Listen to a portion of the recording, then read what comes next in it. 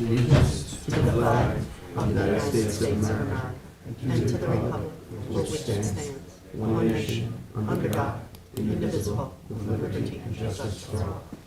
Okay, welcome to the work session here, March 6th, 2023, the 9:30 a.m., a couple minutes late. I ask Trustee Pell to call the roll. Scott Harwitz, President. I'm here. Wim Pell, Secretary Treasurer, is here. Edward J. Warner. Present. Ann Walker. Here. And William Parrish is going to be absent He's tonight. absent today. Thank you very much. Nice to see everybody here today.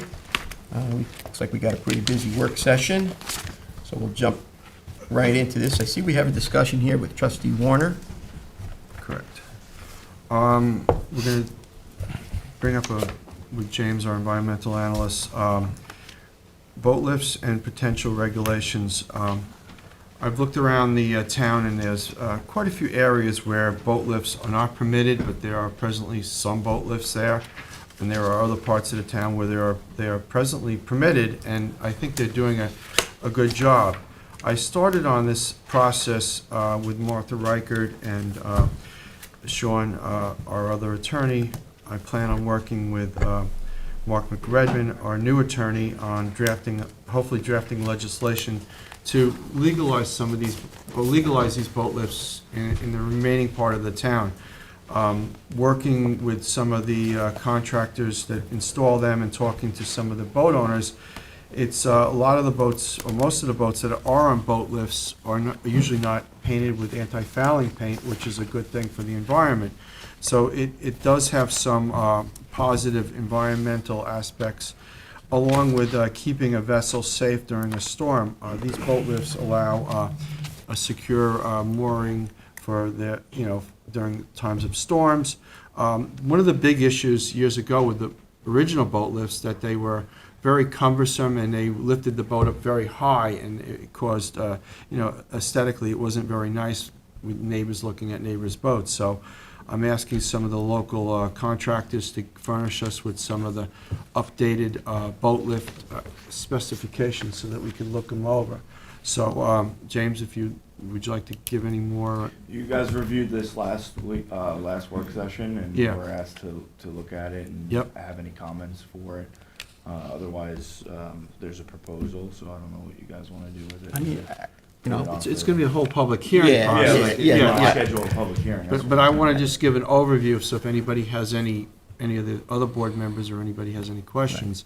But I'd really like to move it into the, the public hearing process, so that maybe we could, legalize and adopt these boat lifts. I mean, I think we're going to have to take a look at the creeks and areas where they were not permitted and see, like what the rationale was relative to that, and then I think go piece by piece and figure it Yeah. out from that perspective, just to make sure that we don't create some unforeseen, unintended consequence somewhere along the way. In areas where it makes sense, that makes sense. But let's continue to look at this as it evolves, and then obviously it'll go through the public hearing process. Do you want to give it another meeting to discuss it amongst ourselves? I would, Okay. and I think we should, Okay. yeah, I would give it another All right, meeting to I'm fine discuss with it it. amongst ourselves and take a look at, All right. some of the Does- designs. Does it need to be a phased approach where we do it like sort of geographical area by, like water body by water body, or? We already allow it in Mauritius Bay and areas up in the western part of the town, because the water is much shallower up there. And we didn't permit docks there, so we would allow the owners of these vessels to have a safe mooring during storms, so the boats weren't bouncing on the bottom. And there are quite a few areas throughout the town where either they've been permitted or put in illegally, and that's where I really want to, dig down and look if it's something that we could approve, so or work with and do. That's why I think having in a public hearing on it, bringing some of the owners and some of the contractors and some of the, the people that work with these, apparatuses in for discussion. I know the newer ones, really, they're not as cumbersome and they're not as, visually negative as the old ones are, so that's why. Plus, you want something all uniform. Yeah, yes. Well, there should have been enforcement on the things that were done illegally, well, obviously. Yeah. But that's you know, and some of them were permitted by our board in areas that were, you know, this is years ago, Years ago. so I want to really clean up what's there. Right. So, I think that makes sense still geographically to go area by area, which I think is what the board wanted to do initially, and in areas where, you know, you could take a different look at it based on the new types of products that are available to alleviate the problem where, you know, that may make sense, but in other areas it still may not. So I don't know if a broad brush wouldn't create unintended consequences versus taking a look at the various aspects of the water bodies and making a Right. determination. I mean, you don't want to create something that then makes another problem that we got to figure out how to unwind. no, no, So- no. So what I'll do is I'll take a you know, specific area, part of the town, work with James and, you know, come up with a public hearing for that specific area, and we'll work into that. I think that what would be a good template to utilize for something like this is a similar template to where pier lines were increased. Because Yeah. when we increased pier lines, we looked at specific areas Okay. from here to here, and then we did, you know, a lot of the homework on that to make the determination if that made sense versus, you know, creating some Yep. other problem. I think if we follow that same methodology, it may be easier, I don't know. So I'll take fine the with that. town as it is now, where it's permitted, and overlay in small areas where I think it would be the most appropriate to have the discussion on. If you look at the list Yep, in the blue book, there's areas where it says they're not permitted, correct? There's a list of, we don't allow it in these creeks. So I think if you go Yep. creek by creek, and then you do, you know, that analysis to say, all right, look, this is what the regulations said back then for this area. Yep. Let's see where there would be a problem if we took this type of a lift and put it here, here, or here. yeah, I really think that would be okay. just an easier way No, to. All right. Yeah, I- because you don't want them on some areas like on open bay. No, well, I mean, why don't I choose several areas, and then I'll present it Yeah. to the board, and then if we're No, good with I it, would we'll walk- put it I in would a walk public that hearing. way. You know, do one Okay. west and one east, you know, out by Yep. Saigon. I Okay. would walk that way, and then Yep. that way, you know, the board can look at it up on a screen, you could do an overlay, you could kind of get the measurements, and you could make determinations, and I think there's rhyme and reason to the decision, and then I think, I mean, you end up with unintended consequences, unfortunately, with No. things that you do. You could maybe minimize that by looking at that way, but it's a good project. All right, thank you.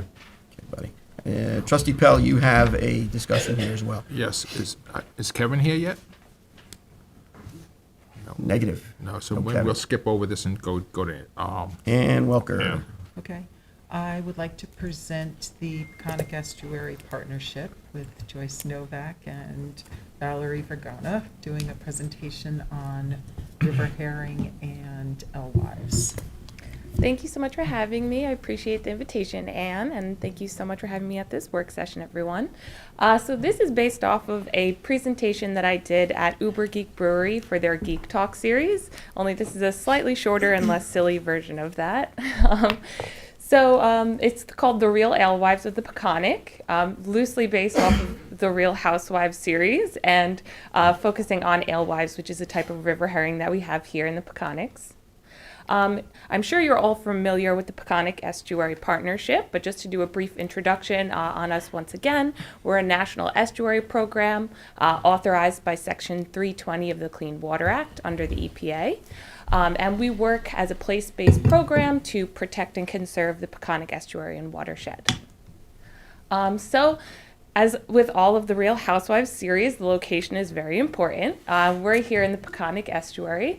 It's a very unique place. We have, of course, all the Peconic bays make up the estuary. That's where the freshwater and the saltwater mixes. And all of the freshwater from our watershed and that surrounding land area is included in our protected area. So, I have never seen this show before. Just for sake of this title, my friend who's a big fan went over some themes with me. So we'll be focusing on procreation, conflict, chaos, and redemption. And those are some Real Housewives actually fishing. Okay, so our main character is the alewife. Some characteristics of this fish, they grow up to 12 inches in size. They reach their sexual maturity at 3 to 5 years. Their lifespan can be up to 8 to 10 years. They have a distinct marking right behind their gills, and they're generally, if you're looking at them from above, like a silverfish. And getting a little bit more into the alewife, they're a type of diadromous fish. This means that they are through running. They migrate between salt and fresh water. Specifically, river herring, alewife, and blueback herring are anadromous. That means that they spend most of their life at sea and they migrate to freshwater to spawn. And the two largest alewife spawning runs on Long Island are actually the Peconic River as well as Alewife Creek, so right here in Southampton. And another fish that we focus on during our survey work is the American eel. And that's another type of diadromous fish, but it's actually catadromous, which is the opposite. It spends most of its life in freshwater, and it migrates out to saltwater to spawn.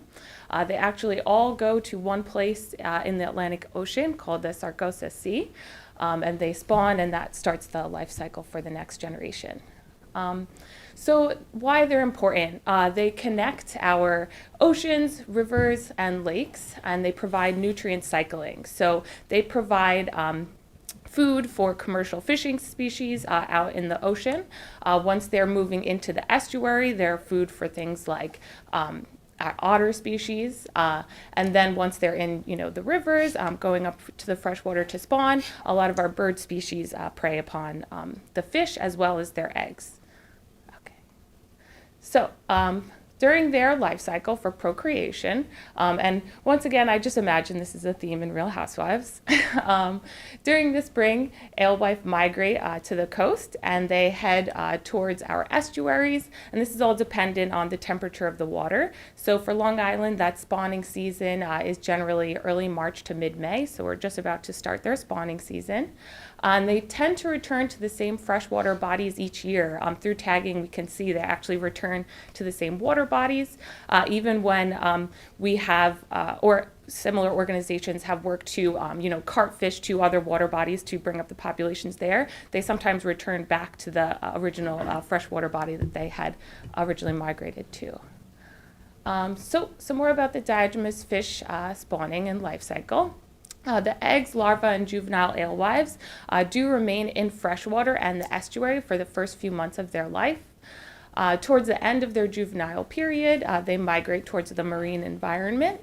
And then after reaching sexual maturity, they return to freshwater to spawn each year. So you can see it starts with the egg, larva, juvenile, and then subadult, and goes around in this circle. And then once they reach sexual maturity, that circle on the right side, where they are, out in the marine environment, migrating to the estuary, spawning in the freshwater, and then returning back to sea to start the process all over the next year. So some conflicts that we have, and there are a lot of conflicts in Real Housewives, I've been told. So here the threat is human impact. So during the late 1800s and early 1900s, dams were built on nearly all of Long Island's freshwater bodies, and I'm sure you're all familiar with this. Things like grist mills, cranberry bogs, property line demarcations, as well as building roads, have set up barriers for migration for these fish. And these are the alewives accusing us of messing up their migration. And you can see that declining populations have been a big issue for river herring here on Long Island. So redemption, River Herring Survey and Diadromous Fish Work Group. I'm sure that most of you are familiar with this group. In 2006, the Long Island Volunteer River Herring Survey began, and this is one of the longest running citizen science programs that we have here on Long Island. And the purpose was to identify remnant spawning routes that still existed here on Long Island, and to help encourage and make those trips a little bit easier for the alewife. In 2008, the Long Island Diadromous Fish Work Group was formed with a mission to advance fish passage and do things like dam removal projects, culvert corrections, fish passages over dams, things of that nature. So to really identify where fish are trying to travel upstream and make that easier for them. So some river connectivity projects. If you are all familiar with Seatuck Environmental Association, they have a really great river connectivity map that we work on with them, and it shows where these remnant runs have been identified, whether or not there are obstructions on those paths, and if a fish passage project has been implemented there. So one of the major ones that we work at here at PEP is the Peconic River. So we have 6 dams along the Peconic River and tributaries, and we've been working over the past, since around 2010 was the first project that got implemented to help remove these obstructions. The goal is to open up 300 acres of spawning habitat along this river system. So you see all the way on the right, we have Grangeable. In 2010, a permanent structure was put in as a nature-like fish passage at that location. A little bit more upstream, where you have that red dot, would be Upper Mills. We are currently working on a fish passage project there. We have permits, and we are looking for additional funding to continue that project. The pink square is Forge Road. So that is recently completed fish passage project in Brookhaven. If you want to go check that out, it's really, really amazing looking. Next, we have Edwards Avenue. In 2016, the fish passage project was created there.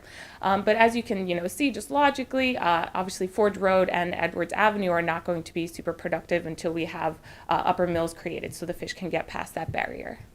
And then at Connecticut Avenue, there is one last barrier, and that will be tackled after we have Upper Mills completed. But more in line with Southampton, we have, of course, Woodhull Fish Passage, or the Byron Young Fish Passage at Woodhull Dam. And thanks to you all, we were able to get that project permitted and constructed. It got finished up at the end of last spring, so this is going to be the first year that we actually see fish travel through this fish passage, which is going to be really amazing. Just some more pictures of this project. There we have Byron and our water quality program manager, Sarah Cernadas Martin, measuring some fish. The project is really beautiful looking, and it's right across the street from our office at the Suffolk County Riverhead Center. So you can come, give us a call, and we can show you this project if you'd like. And we should, in the next couple weeks, have an unveiling to start the season and honor Byron, of course, as well. And this opened up 95 acres of prime spawning habitat into that cranberry bog and Wildwood Lake. I'm not sure if I'm going to be able to get this to play, but I just have a little video of these river herring at Woodhull Dam. So before they were able to pass that barrier, just kind of like swarming, and they would end up spawning below the dam, which isn't ideal because it has, slightly higher salinity that they would prefer. They prefer really like calm waters that are fresh water. So it's not an ideal spawning habitat, but it just shows how tenacious they are, that they don't give up, and they keep trying to spawn even with these obstructions. So this is kind of what you'll see if you go to Woodhull. I imagine they'll still kind of be swarming before they get up that fish passage. So cool. Yeah, right? Okay, you can move on. And of course, this is our reality TV at PEP, watching these fish go about their lives. Okay. Okay, so now how you can get involved, and I really hope that you all do. We have our 2023 River Herring and Eel Survey that just got launched. This is in tandem with SeaTech Environmental Association, Long Island Sound Studies, South Shore Estuary Reserve, and some partner nonprofits such as Peconic Baykeeper. Pete Topping is a great help during this project. So I'm not sure if you're all familiar with the Survey 123 mobile app. It's a way that you can report sightings of these alewives, and we have specifically one campaign for the 2023 River Herring and Eel Survey, so everything that you report goes towards this one file where we can see where fish are being located, and it's a really excellent way to identify those remnant spawning runs and get kind of an estimate of how many fish are traveling upstream during the season. So you can access this app on your phone, Survey 123, or you can access it on a web page, through the SeaTech Environmental Association webpage, or even just, by Googling it, you can access that there. And we just have some housewives out doing their survey work or whatever they do.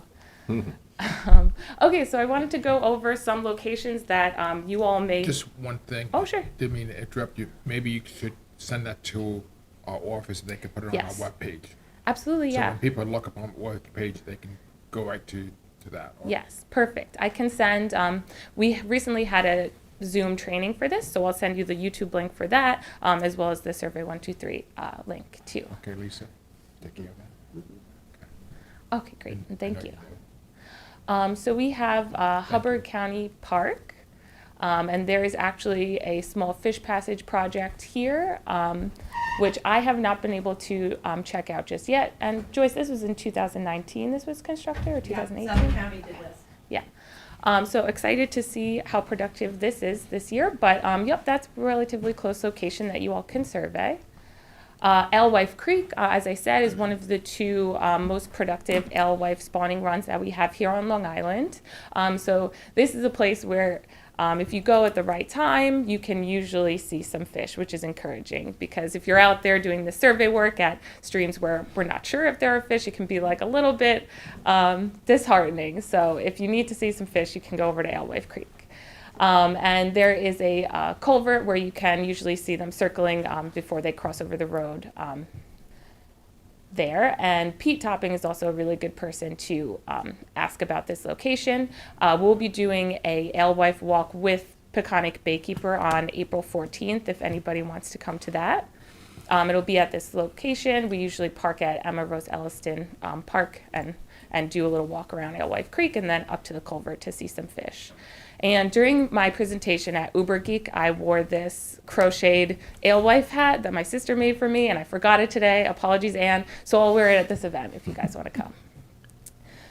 Next, we have Halsey Neck Lane in Southampton Village. And once again, there is like a culvert that you can make observations at this location.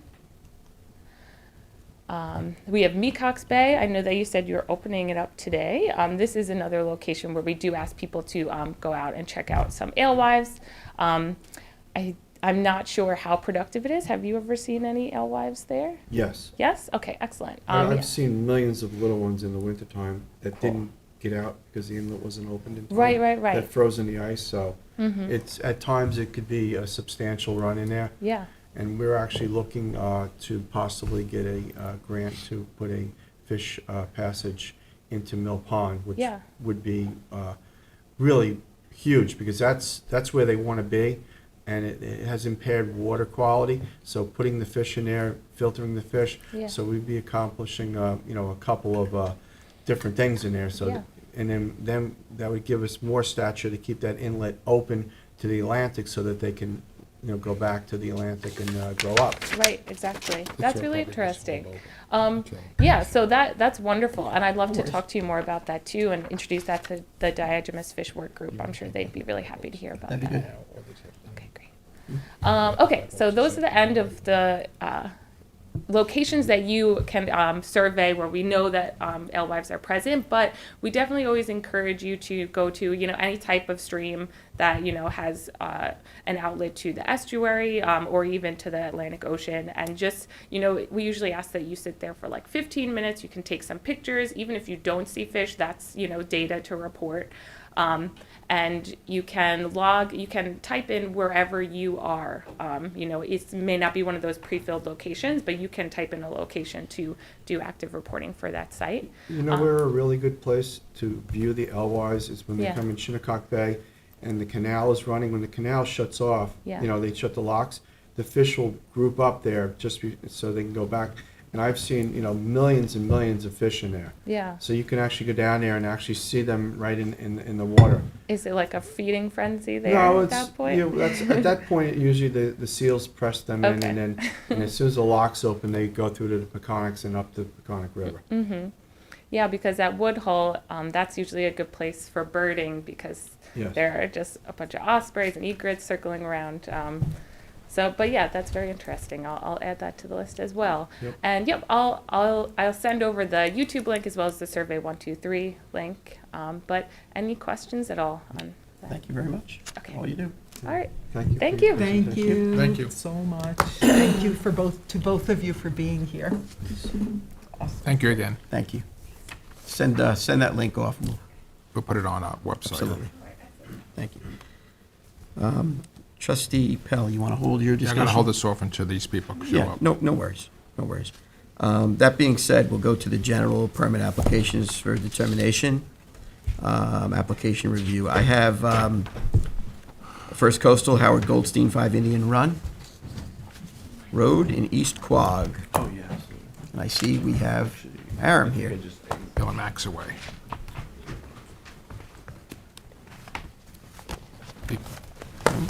Bill Max away. Is he? Said be nice to him. Good morning. Aram Tertuni and First Coastal Corporation, West Hampton Beach, New York, on behalf of the applicant, Howard Goldstein. Hey, Aaron, you want to move, either Oh, come up there we here go. or take that down there? You could sign in over here. Because she was there. Thank you. What are you doing this morning? That was a Good, how are pretty you? interesting presentation. Thanks for bringing that forward. Of course. Can always Mr. use Max extra- away this weekend, he told me. Yep, can always- something about somebody turning 60. Who's that? Friend of his. 60 is like the new 40, right? Exactly right. You heard it here, here first, folks.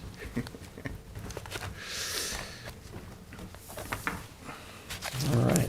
Okay. When you're ready, Yep. so we've got, So this is it's on Carter's Creek in East Quogue, Indian Run. And we had sea level mapping do a hydrographic survey.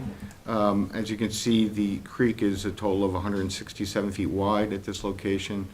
There are docks on the opposite side, and we placed this in an area that we think is compatible with what's around it, and we stayed within the 1/3 distance across, the third, a third, and a third that is usually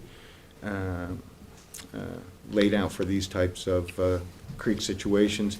We get a water depth of about 2.3 feet, so we're not 2.5, but we're pretty darn close. So And this is, Yeah. yeah. So, so we, I think that we meet in, if not in the letter, certainly the spirit of the Blue Book regs. You have chalks? Zero. Yeah, I'm just looking at It's the a tiny last chalk. one. That's a very small amount of chalk you would need. Yeah. right? But that would work really well in there because it's doesn't have much wave fetch and Right. Sorry. there's no submerged aquatic vegetation No, like there's not. eelgrass. So it's not gonna really interfere. We dig it out when we can. We try and Yep. maintain the brush jetties. The maintenance crew does a great job trying to maintain the brush jetties. It's been a lot of dynamic, wave action in that area at Carter Creek lately. Big high tide, a lot going on there. If you're gonna put chalks, you gotta redo the poles. So the boards go across to hold I it. mean, he's only off by like, An inch or two. yeah. Yeah. So, I mean, the board itself will probably eat up that amount. So, Well, then with the chalks, it'd be consistent with what we'd approved in the Right. past, so. yeah. Yeah. So you gotta do a very small chalk. Yeah, but he has to move the poles because you can't chalk one side. Gotta have a pole on either side. You gotta have 4 poles in order to have Yeah. the chalk, the wood go across underneath the dock. Okay, so just, okay, no problem, we can do that. 4 mooring piles, and then have the chocks support the dock. Right. I'm marking this up right now. So just, We need stamp plans anyway, so. right, so when you do the stamp plans, just make those adjustments and then adjust the cover sheet and then it meets. And is the light all, the dock all light penetrating? Yeah. Decking? So all I like that, yep.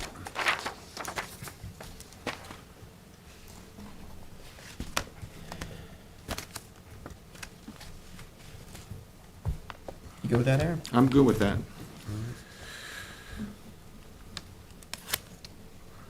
I don't know if, while he's here, if you wanna just, Do parishes? yeah, let's do parishes while you're Oh, thank you. here. 6 Holly Realty LLC? So I got 6 Holly right here.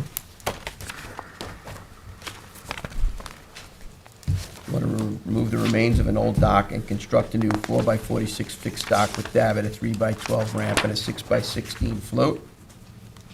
Couple of 8-inch piles, for securing and a couple more, right? Yeah, we're cleaning up this site. This has actually a very long permit history. It goes back to the, definitely the 60s. It might even be before that. And I think a couple of things morphed over time. And so the property was recently purchased, and the owner wanted to get it cleaned up. There's a bunch of CCA piles in there that we're going to remove. And this just is a much cleaner operation. And you know, we've got great water depth because we're on Fish Creek. So I'm pretty, Back to the 60s is only the new 40 years. Yeah. okay then. James, So, you look at this in the Blue Book, I know Trustee Parrish is not here, so we're gonna try and help, facilitate good process here, so I'll defer to James for a moment. Is this a right-of-way easement, or? No, it's It's property. It's Okay, a, because I know we had multiple applications that we had to deal with. Yeah. So, and it does conform to the 1/3, 1/3, because I know that was another Right. question yes. on this creek. It also conforms to the 10 feet property lines, because it's a small sliver, Right. but Okay. it's in that. So this one here was, upon analysis, was Blue Book compliant? It appears so. Yeah. Okay, so Trustee Parrish isn't here, but we're trying to Well, I appreciate you hearing that. keep things We moving. do need stamp plans. Right. Right. Right, so would you say that pending acceptable stamp plans, this would meet all the Blue Book regulations for the standards that we request, James? It appears so. Okay. What do you think, board? I think it's an approvable Is it that? application. Right, so let's advance that pending the stamp plans. Very good. Okay, Thank sir. you. Next one is Bill's 2, and it's Chris Costa. Yeah, okay, so you have also, 528 I see that Michael and Mary Prince Savage. Prince Savage in West Hampton Beach at 528 Dune Road. All right. Is this part of the string of living shorelines properties? or- No, this is, those are in the 600s. So this is a fixed dock with stairs at the end.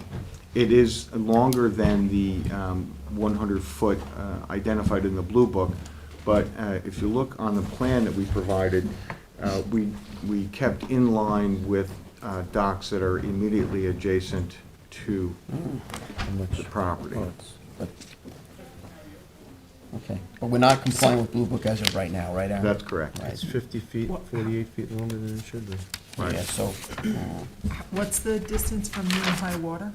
It's 148 feet. Oh, from mean high water. Yes. Oh, so, this, So we need this to doesn't bring that back. have appreciable water depth. No, it This does is- not. Yeah. This one, I think we're gonna have to hold, Aaron, with Trustee Parrish to come and do some more work Okay. on. Because this one, you got a couple of things that are out of spec, it's not as, No, it's not, no, It's it's not. cut and dry. No, it's Yeah, not cut trying and to- dry. Yeah. so this one, I think we gotta do more work on. So let's put this one on hold, because you got the depth issue, you got a pier length issue, so this one's gotta, And is it off the extended property line also? Yeah, we're good on We're that. gonna, Yeah. yeah. yeah, I don't know what this measurement is here, Yeah. but it doesn't say, but Just It there's- making shows sure. 15 feet. okay, so that meets, but we still got problems with this other With the stuff, so length let's. of it, yeah. So this is just a catwalk. Correct. So the Blue Book So- says that it would be 25 feet. It would bring it back to 25 feet. Shallow. Because what was the intention on the owner's part for use of it? Well, the use is, for access to the water, and they've got a set of stairs at the end, that's all they can get, they can't get the flow here, so that's Right. Yeah. what they're So, going with. given the distance, and. Well, at 25 feet, they're in half a foot, not even half a foot of water. So, I mean, that really doesn't do anything Yeah, this for you. whole thing, yeah, this is a problematic spot. Yeah, it's shallow here, and It's that's why shallow. these other docks are so long. Right. And They so- really don't go into much deeper water. Well, you get to about almost a foot and a half, right there at the dotted line. It's like 1.4. Which is, 3 times, more than 3 times what it is, back at 25 feet. On a Really? bigger picture Mhm. along this area, how many other docks are here? You show 3 right now. Well, Are there 5, 6, 10? There's a bunch. So would it be something that we would look maybe like we did To increase the over at pyramid. Onik, along that shoreline where you get to a certain point and it would be, allowing the boats or a boat to be. That's for the You know, board to look at and then go through the Yeah, same so protocol. I think, I think we need that whole strip to be able to look at it and look at the water depths along there, see if it would be, productive for us to change the pier line or to pull the docks back.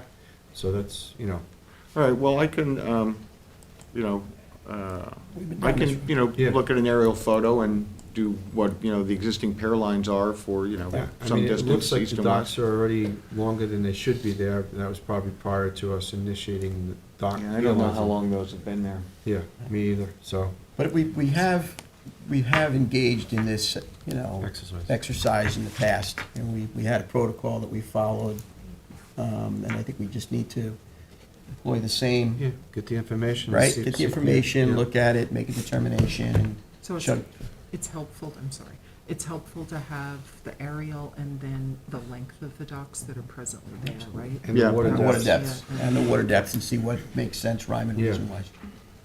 Because like the that. south side of Merchants Bay, there's a lot of shallow water there. Yeah, yeah, it is. But you're not Really gonna, shallow. and one thing, you're not gonna really run into any eelgrass beds there, because historically, the eelgrass beds were much further out in the back. Yeah, they are. That I know personally. So for today's exercise, this has to go on hold pending Yeah. further board, review and, So I took some notes here, and we'll put some information together and bring it back to the work session. Sounds good. That's Okay. great. You have another one? you do actually, while you're sitting there, we'll Thank knock you. this out. 541 Main Street, Cleo. Oh, yeah, okay. So, I think I resolved this. Uh, This was a situation where the board got a letter from the neighbor, Neighbor. Mr. Warren St. John, and there was some conflict with the previous property owner over this right-of-way. Do we have that pulled up, James? Did you look at any paperwork on this, Mark? I'll have to see it again here. You I probably received it did. via email, the, Because this was a question like you're talking about, it was an easement situation. Access. Right. Right, access and, Well, yeah, so we're redoing I the did, bulkhead, yeah. and there's a right-of-way that crosses over it. And the neighbor was concerned that elevating the bulkhead where his right-of-way crosses would tend to impede his access. So we came up with, what we think, zoom right in there, please. Because there was previous litigation on this, I Yes, think, yeah, right? evidently the previous property owner to my client and Mr. St. John didn't get along so well.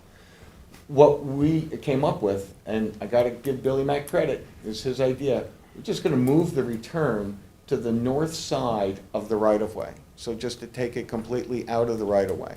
And I called Mr. St. John this morning, and I sent him a revised drawing, which I don't have to give to you since we just kind of put Okay. it together. And he wanted to look at it, Right. but his initial reaction was, if it doesn't change the situation that's there right now, he doesn't see how he would object. So would it go along sort of, sorry, the It would be the on wood this- wall? Yeah, just right Ish? there. Okay. so for today's exercise, we'll leave this on hold, obviously, pending the outcome of that. Trustee Parish will be back. Right, And and then- we'll put together a revised drawing and Okay. with a stamp. With a written response from the, Well, I can't guarantee he's gonna write back. Right. No, I I get did send it to him, though. it would be nice to have it Well- as testimony from hearing to put into the, I would love it, but Permit. I can't compel that. It would be helpful, exactly, it would be helpful. But for today's exercise, we're gonna hold it pending more information, obviously, because it's not ready to go. Yeah, I read the easement on this, but I want to take a close look at the whole package. of it. It'll be on hold to give you that, and then he's done, what he can, Hiram's done what he could do. And like you said, you can't compel somebody to respond, but we're not ready to move beyond this right now, so on hold. That's right. Okay, and we'll get you the revised drawings, and hopefully we'll hear from Mr. St. John as well. Okay. Right. So amazing that Trustee Parish is absent today, but his list got done most Yeah. efficiently. Okay.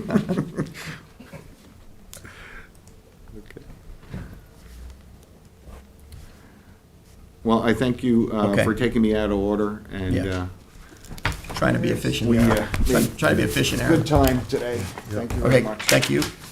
Take care. Have a nice So day. let's go back on course here. Land use, we got Angry Chicken Holdings LLC, It's an interesting name. 5 Fairhoaks. Is that like a very spicy chicken sandwich or something? I mean, Yes, I guess so, yes. It's angry. Yeah, I don't want to eat anything that has it angry. I don't eat anything angry. Not at all. Maybe it's a new video game. Yeah. So you got 5 Fair Oaks. All right.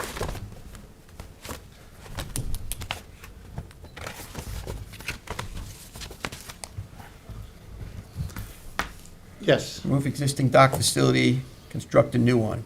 4x55 open grade catwalk proposed with access stairs, leading to a 3x15 ramp, which is going to be seasonal. A 6x20 float, also seasonal in a T configuration. Catwalk is proposed to be elevated 4 foot over wetlands, then lowered to 26 over MHW at the mean low water mark. The catwalk is proposed to be supported by 8 4x4 posts. The landward end supported by 8 8-inch diameter piles at the seaward end. The flow is proposed to be supported by 4 8-inch diameter piles and chock, 24 off the bottom. And there will be no chemically treated lumber utilized in the project whatsoever, correct. right? Okay. James? I got stamp plans, it meets the water depth at 2.9. Meeting the Blue Book regulations? You want to look at any of You this? said it was chalk, but it's at 2.9, so. Well, there's. It gets deep very quickly there. Yeah, It's that's like a- deep on one side, but then Yeah. on the other side it's It's not, shallow. so. You can't angle the dock to get all the deep water. Stone Creek area? Yes, I mean, they might be able to do an L shape to get it off that corner of the shallow area. Yeah, I mean, if you move it as an L-shaped dock, then you would need the chalking, and it would be, Might be better. Because you got 2.9 over here on the. Can you do an overhead shot What was on the, this? what was the rationale for the T versus the L?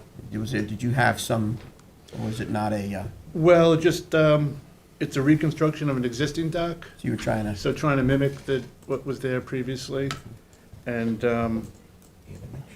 more stable design for the ramp coming off would be Gotcha. a T. Right, you were looking for stability of hitting the center point of that flow Right. instead of tweaking Yes. off that I direction. don't see it. Yeah, I it's- understand.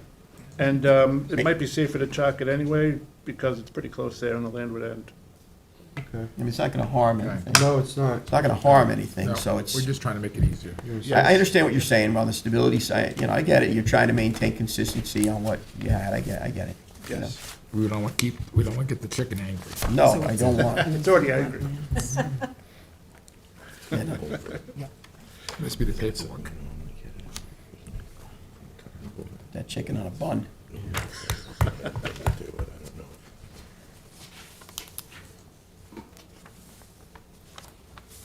Good.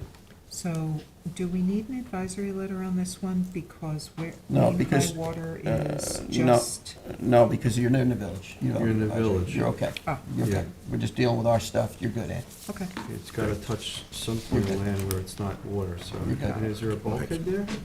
No. No.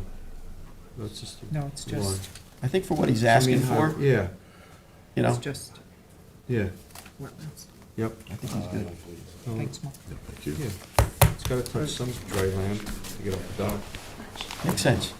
All right, Thank you. We're gonna advance that, I'm sorry. Yes. Stamp Are you, plans? that's all you have here today? Yes, I believe so. With a light?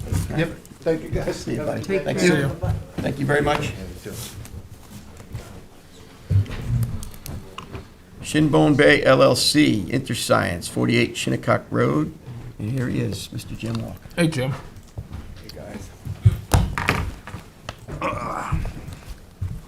All right, this is maintenance dredging of an existing boat slip.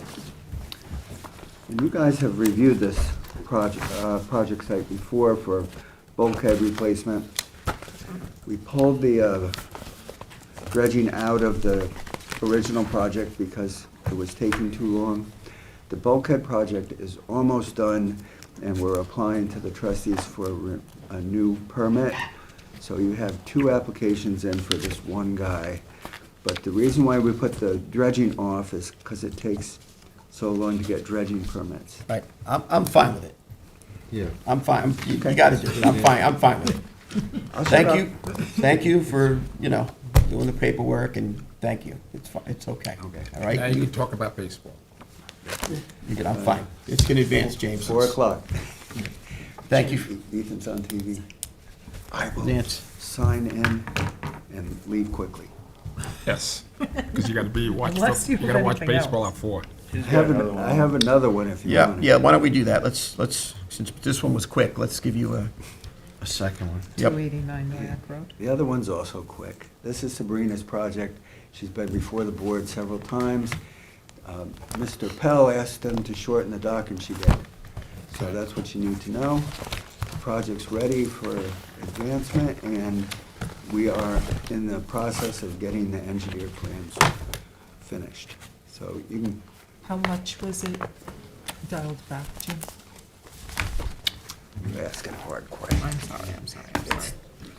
Dialed Because I back know it was pretty long to originally. 60 feet from mean high water, and I presume it was 100 feet prior, and so we're going back 40 feet. Yeah, because there's no water.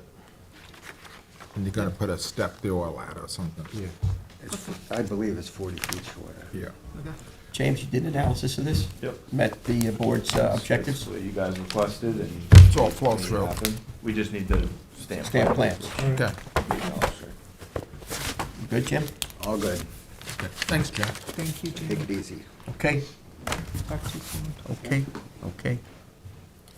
Trustee Pell, you have, I have 91 Fowler Lane LLC. Lang Associate. Come on up. good morning. Morning. Taylor Stern from B. Lang Associates for the applicant. You sign in. I think this one will be pretty quick too, Maybe. Denied. That was very quick. if I'm lucky. Yeah. This is a fixed dock over Phyllis Pond. It's behind Fowler's Farm, the little pond back there. It's 87 feet long with a ramp pathway support pylons. The dock will be comprised of untreated hardwood decking with 40.6% open decking and closed DEC permit. I like to use flow through on that instead of wood. Okay. Yeah, I wasn't involved with the design. Yeah. It was the The rain. reason I want to use, because the tide does come up in there, where the pond fills up, Okay. and I want to make sure that, You think that'd be That- okay? Well, I mean, okays, and I'll relay it to the. Because the that's what I mean, you applicants. gotta bring it back to your. Yeah, that pond, isn't that pond fresh water? When I tested yeah, and I didn't get it's any. fresh water, but it fills up It fills up with rain and stuff, or? rain, Okay. and if Mecox says it opens soon, it all drains back into I see. Mecox, slowly. So it is a tidal pond if it does drain back. Yeah. But do you get the surge in there? You get like a heavy- No. No.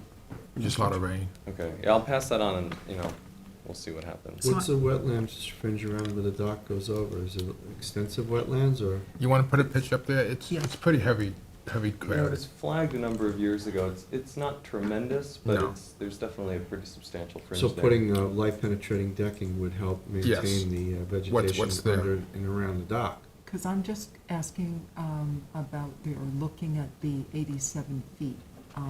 Where is most of that 87 feet? Like, how long It's does going the over, dock- it's going over there. It's over the- over the wetlands? Yes. Yeah, Okay.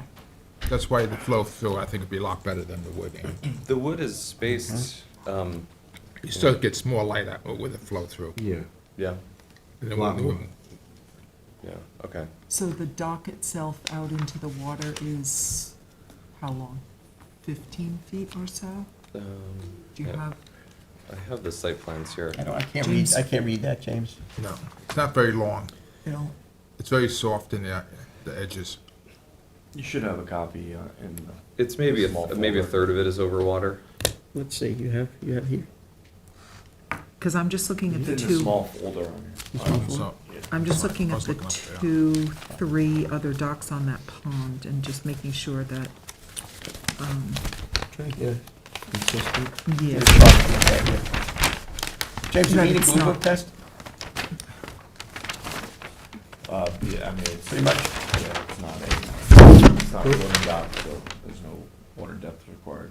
No, Yeah, but what is the depth of water that is around the dock between the shore and the outer terminus? Is it the same all the way out, or does it? I think in the middle it gets deeper. The edges, when I went down Yeah, to the end look, of the dock is Provide about water depth. 2 feet at high tide, maybe a foot. when at it's low up. tide. The average- It's not the- really it's- tidal. No, it's Yeah. the average tide. It's Yeah, the I'm just average. reading, sorry, I was Yeah. reading the plans here. They do call it out as mean high and mean low water. Maybe that should read ordinary high Yeah, or the something like average, that. average high tide. Yeah. Average tide should be. So it'd be, James, would it be consistent with what the other docks are in there presently? Uh, That I didn't look at. I think there's 2 other docks in there I saw. 3, there's one super 3. short one, from what I see. I mean, I'm just. And there's looking- also a couple of like deck it's- blinds in there too, they have to be aware of. Yeah, I mean, This is the property. yeah, it looks It's similar to what just- that dock is. I just want to make sure it's not like that's quite short in relation. I just didn't want it to be projecting too much out into the water body. It's gonna be about 20 feet, so it's not very far out in that water body. Is there a scale on that? So that we can determine that? No, you have a ruler? You have a ruler here? You want to pass down a hand? Here. Sorry, no. You don't have I'm scale ill- tape? I'm ill-prepared, unfortunately. I think when me and James looked at it before, I think it was like 15 feet. James will give you a scale. Thank you.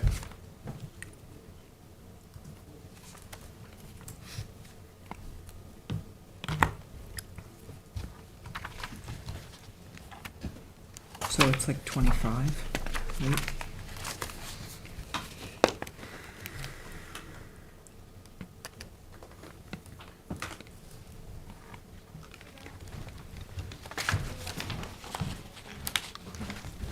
And it also could, it's only a top handrail.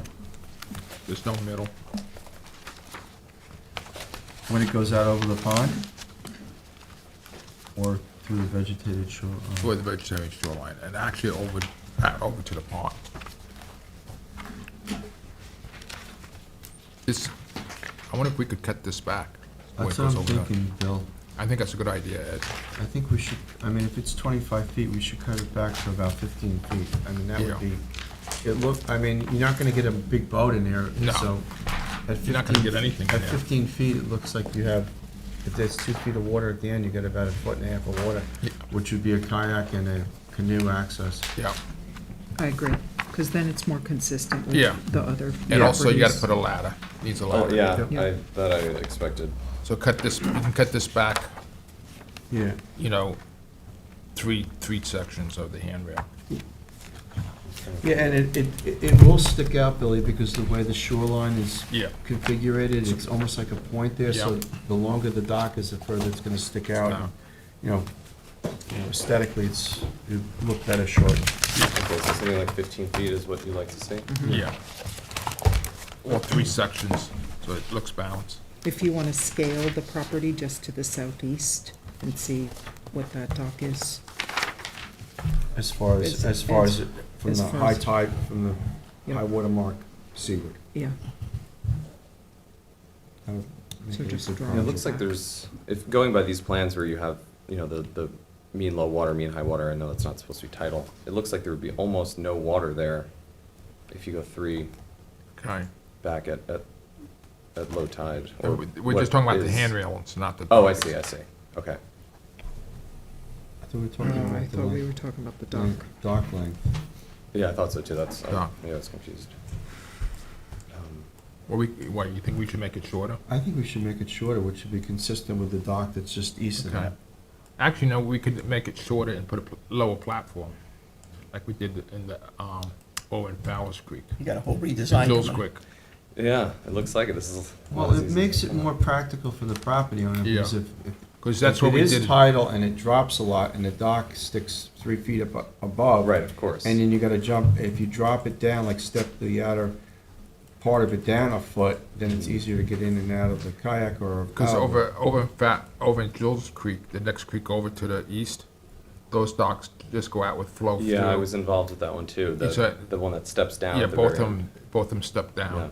And actually, the one on the other side steps down with a ladder. I think that's a better design There might than be some this. confusion about this, this is almost 3 feet of water difference. Did you think, does it really get that high in, It in can. the It spring or can, something there? yeah, it can. Okay. Because we get it like, Get down here before we open the inlet, yeah. Well, Yeah, yeah, right. if we get a lot of rain, Sure, or we- yeah. and then we get caught up with an inability to get a successful opening, Opening. then, you know, you end up with and- conditions. and super that high. takes like probably, I would say, 3 or 4 days before you even see something draining there. Right, yeah. Because not it's only directly going through a connected. culvert and through the ground Right. to Jules. Right now, if you go down there and the water's, say, 3 feet deep, when the inlet and the bay does drain out, it's gonna be over 30 inches drop. Yeah. Or maybe, okay. maybe almost 3 feet. Substantial. Yeah, it's gonna be Yeah. Okay, that's substantial. good to know. But it's very slow. It doesn't Right, of happen course. quick. Yeah, it's got a lag time of probably a week or more. But if that channel gets strained, if that channel gets It's stretched. dredged. Well, so maybe what I'll do is I'll go back and see how much we can scale it back, obviously, talk to Yeah. the And- applicant. And dig out your thing, what you did over in Jules. Yeah, That's Yeah. that's a better dock and easy to maintain, okay, And more practical more access. practical. all right. It's easy to keep clean. And You're ladder. back at the drawing board. Yeah. You said it Yeah, was that's gonna true. be It's not easy. really my drawing board. It's, I guess I have to send this to the Rayner group and Yeah. All right. let them talk to the applicant, not me. Okay. That way I'm not yelled at. We don't want that. We don't want that. All right, well, thank you very much. Thank Thank you you. for coming Thank in. you. So now, trustee, So we're gonna hold that one. yeah, definitely, Yes. yeah, that's, he's Okay. got, so, yeah. That's the only one you have with us, right? That's it. Yes, thank you, One thank and you, done. thank you. Now, Reason to Smile LLC, 183 Shore Road. Jeff?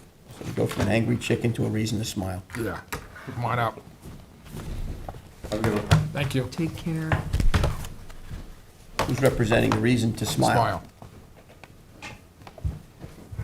Is that land use? Jeff Pentejo? Not here? What's the story with this one? I think we sent this one back to change the angle of it. And what happened? Did they resubmit new plans? Yes, we received revised plans. Did they What's- do what we requested? He got an email. We got an email? I sent him an email that he was on. Right. This is Should be here. for a replacement bulkhead? I didn't And look at the, a dock. and a floating dock? So what was Yeah. our issue? So, the floating dock, we have to be careful of here. I don't know how it's, but this backs up to the town marina. And Yeah. I know that when we put in We had to the change the permitted, angle. yeah, the floating dock to the property just to the north, there was problem with the boats that are just across the way. Yeah, but As far looks as like getting- this- that is the And now property, This is the property. In reality, this is the property here? yeah. This is the Oh, property. it's got an indented He's boat 10 slip, so he's it's not 10 even gonna. feet in from You really the don't, you property need the line. dock. Since he has an indented boat slip. But he was supposed to shorten that up and change the angle, right? Well, he's 10 feet in from the property line, extended Yeah. property line. Why don't we just put this off until he comes in? Does it, is meet in Blue Book, it's not meet in Blue Book? I don't really, The only worry I have is the depth of water on the inside. on of the inside, floating. and you can't really go farther out because, he's, The town slip is right. if town slips, Conscious and there's some big boats on, over there. All right. So we just put it off until he comes. Put it on hold, maybe we need to take a look at a bigger overview, James. Board Yeah. maybe's gotta take a look at a bigger aerial shot to see its proximity to the other activities. Yeah, Have him come in and let's make a sensible determination on what's best to do here. Okay. Okay, is that fair? Okay. that's what I want to do. Okay. All right, so that's on hold. So let's go to trustee Warner. Yep. With Kim Lester, 17 Allenson Lane, Hampton Bays, Cole Environmental. They emailed us and said that they are going to, they want to hold it because we have discussions at the site and they have Okay. to change some stuff around. So that being Email's said, in your packet. okay, so that being said, we go to 86 Foster Avenue Yep. LLC. with Nelson, Pope, and Voorhees. Brett Reiner's here, I see.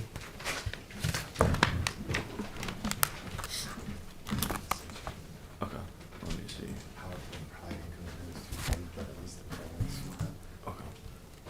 Hello, Sorry, good morning, everyone. good morning. Just tell Mr. Sabella to come on up, don't be bashful. Yes, Yeah, the applicant, the agent, and the applicant are here. I just go by Junior. Okay, Junior. my father. State your name for the record, sign in as Junior. How are you? Good, how are you guys? Good. Pretty soon you're gonna have gray hair like him. I'm sorry? Pretty soon you're gonna have a lot of gray hair like him. I don't know. Actually, I'm not- I've I'm not stole saying that that off a little bit. because, I got these glasses on, I'm just letting you know. So, first, my apologies. I brought a thumb drive with the idea of putting a PowerPoint presentation up for everybody, but James just informed me that we're no longer allowed to use the thumb drive. So I can't email the file, it's too big. So if you would allow me to, I'll try to walk you through it on my laptop. If you could turn that around so the board can see it, and I don't know if Charles has the ability to see that. Charles, can you see his, for the Maybe- public's edification? Maybe Charles just can zoom in on that and put it up there. and we Turn it, can which watch way would you like it, Charles? Toward, Which way, Charles? Opposite of what you had. Oh, right towards this camera? Got it. There must be a man in the moon up there. There's a man, yes, Behind the exactly. curtain, yes. He's a Yeah. very important Very man, that's why we important consulted man. him. Just give me 1 second, Charles, I gotta. I got a little confused. he's next door. Way the public can see, and we can see, and everybody can see. I understand. Okay. All right, so, Charles, can you see that? Ah, there we go. Yes, I can. Okay. So, actually, while I'm doing the PowerPoint presentation, I'm going to just hand out some plans to make it easier for everyone to look at. It's all stamped, we have stamp copy, we need a stamp copy. Yeah, we're gonna send a copy. Yeah, we gotta go through the whole process here. Brent, they just have to go Do you to have to stamp Lisa. all of This them? is- No, just one. Yeah, I'm just gonna Yeah, give you we'll guys take- these, they're all the And then same. just give one for stampage. Yeah. Yeah, she's. Everything now is about stamped things. Yeah, date and time. Did you get the Do you email? want one more? Yes, I have. So you have the updates. Do you want one? Brent, do you I have have- an extra? Oh, that's great. Actually, James, can I have that plan? Thank you. No, because Bill's not here. Oh, you need one. You-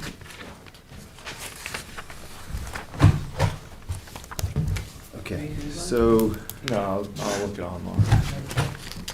we were before you in December 2022 to present this initial application for a much-needed marina improvements. This is, sorry, Brant Reiner from Nelson Pope and Voorhees, 70 Maxis Road in Melville. I'm here today with Billy Stabelic, who is an operator, owner of the Ponquag Marine Basin property. We are before you again today with an application to do some much-needed marina improvements, which consist of shoreline stabilization and maintenance dredging, and a small extension of the dock to include some service slips, which is something that's become a much-needed commodity for Billy and his customers. So again, we were here in December of 2022 to present this application to you. We gathered some comments. In the meantime, we've also received comments from the Army Corps and the DEC about the pending applications before them, and we have produced some minor updates to the plan set for clarifications, edifications, just the overall concept of the design remains the same, just some tweaking of things based upon information that's come to light since our last presentation to you. So again, if going through the PowerPoint presentation, this is a much-needed marina improvement project, which consists of maintenance dredging of the marina basin. All the work will be confined to within the property boundaries. There will be no work needed inside of New York State or trustee direct water bodies. This is a stabilization of the western peninsula. As you can see, it flanks the basin to the west and separates the basin from Foster's Creek. So this is the peninsula in question. All of the work being contemplated is on the east side of that peninsula, again, completely within the property boundaries of Ponquag Marine. The idea is to stabilize the shoreline because the erosion that has been taking place is putting sediment into the marina basin, causing this much-needed maintenance dredging opportunity. This consists of a bulkhead return, a retaining wall, and a low sill wall, all acting together for what we feel as though is the most appropriate action to stabilize this system. Again, we're also asking for the installation of service slips on the south side of the basin. That would be over here for everyone to see. And as part of this overall project along the western peninsula, we will be creating an intertidal vegetated marsh area to better the ecological system that currently exists. So I'm going to show you some existing site condition photos. Again, it's hard to see without having all of the stuff up on the screen, but we did submit some of these as part of the initial application, and I will submit a copy of the PowerPoint presentation for the trustees to look over afterwards. So again, this is the area that's most important to the actual productivity of the commercial fishing opportunities that Billy does cater to. This is both recreational and commercial in nature. This marina is a much-needed resource for the baymen and also recreational residents of Southampton community. And the offshore fishermen too. And the offshore fishermen. They yes. gotta get their maintenance on the vessels, they gotta be able to get into It's almost interstate commerce. Yeah, so this photo is taken of the most northwestern corner of the basin. And you can see here, this is a floating dock that, again, services a commercial fishing vessel, and along it, the shoreline is eroding. You know, we have escarpments that are fairly significant, and as you continue to look down the shoreline, you're looking at low and high tides as best as we could. I shouldn't say that. We have a low tide for sure, and an incoming tide photograph sort of taking at similar angles to give a demonstration as to what the condition looks like. And you can see that there is obvious shoaling due to the eroding shoreline that is here.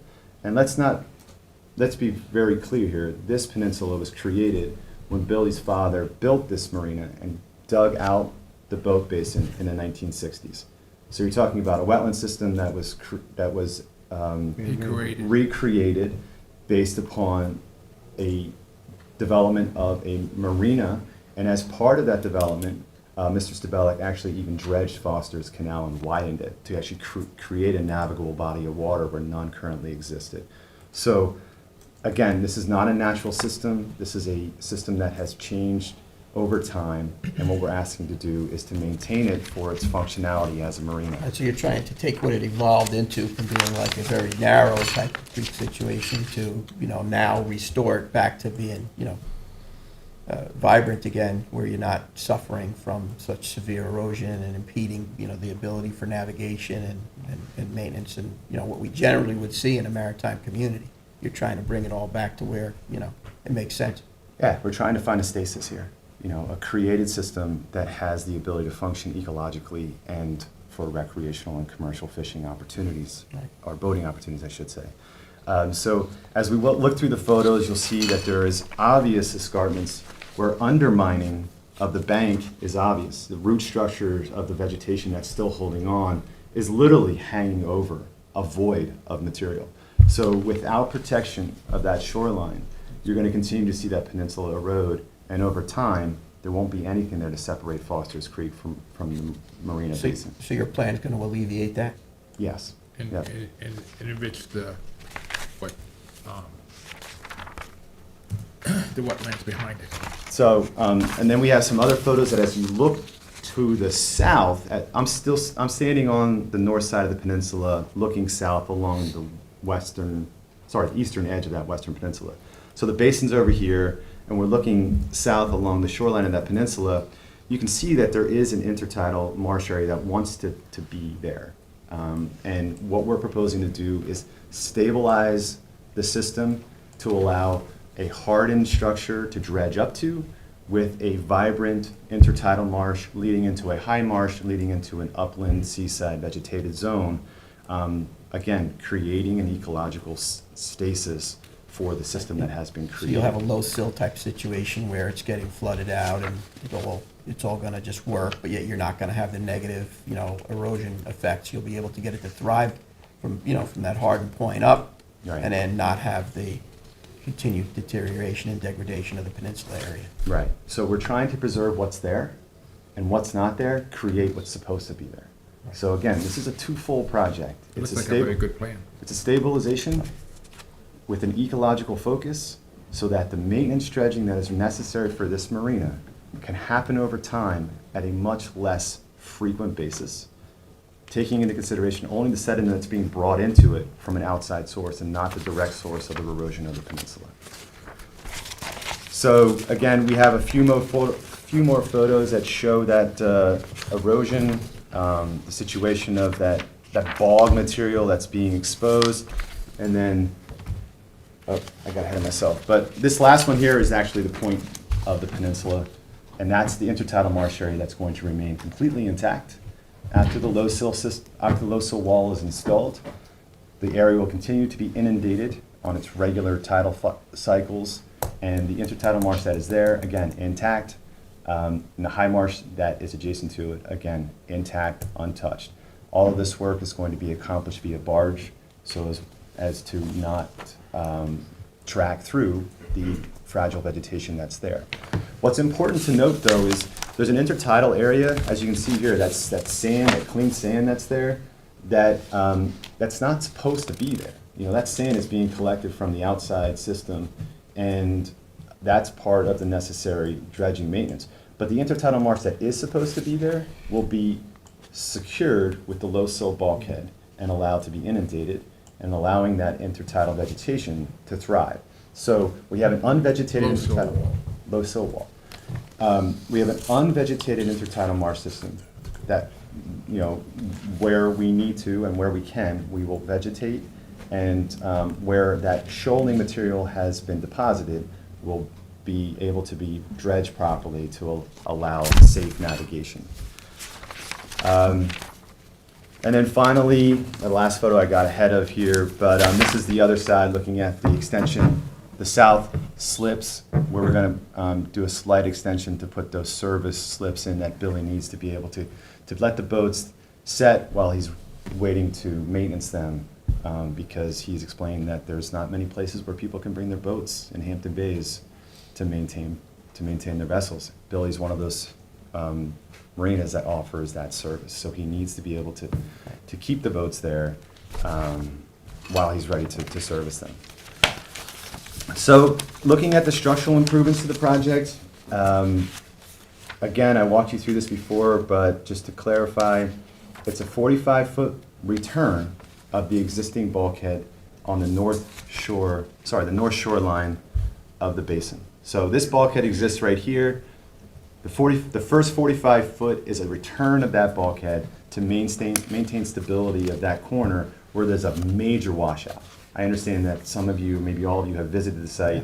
You'll see how the water is getting behind that bulkhead, and Billy's losing land, and it's not sustainable for this marina. So again, a 45-foot bulkhead that was actually part of a previous trustee permit from 2015.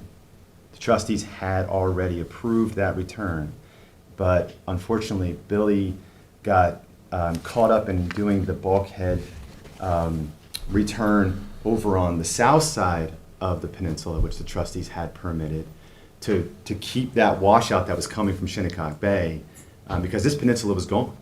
Again, the coastal system took over this south peninsula and made Billy have to put in a structure here to keep that storm event, that tidal influence out of the marina basin.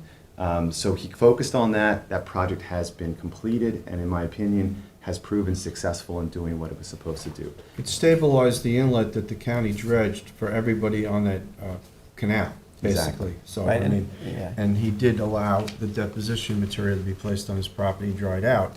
So he did help out the community and the whole, that whole area. So, and I remember working with you after Sandy and, The three of you. sure, We're there resilience. currently. Yeah, yeah.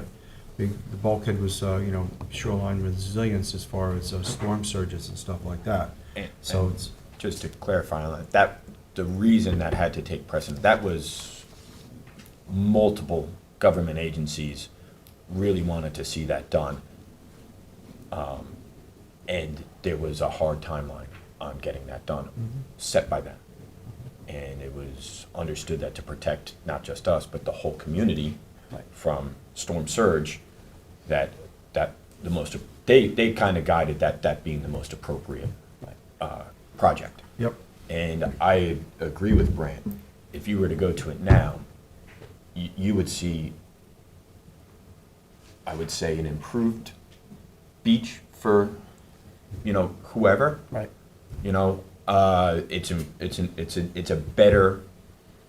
It's a better area. It's a more viable area. It's a better resource for everybody, allowing also for protection for the people that are behind it, not just us, but the houses on the other side.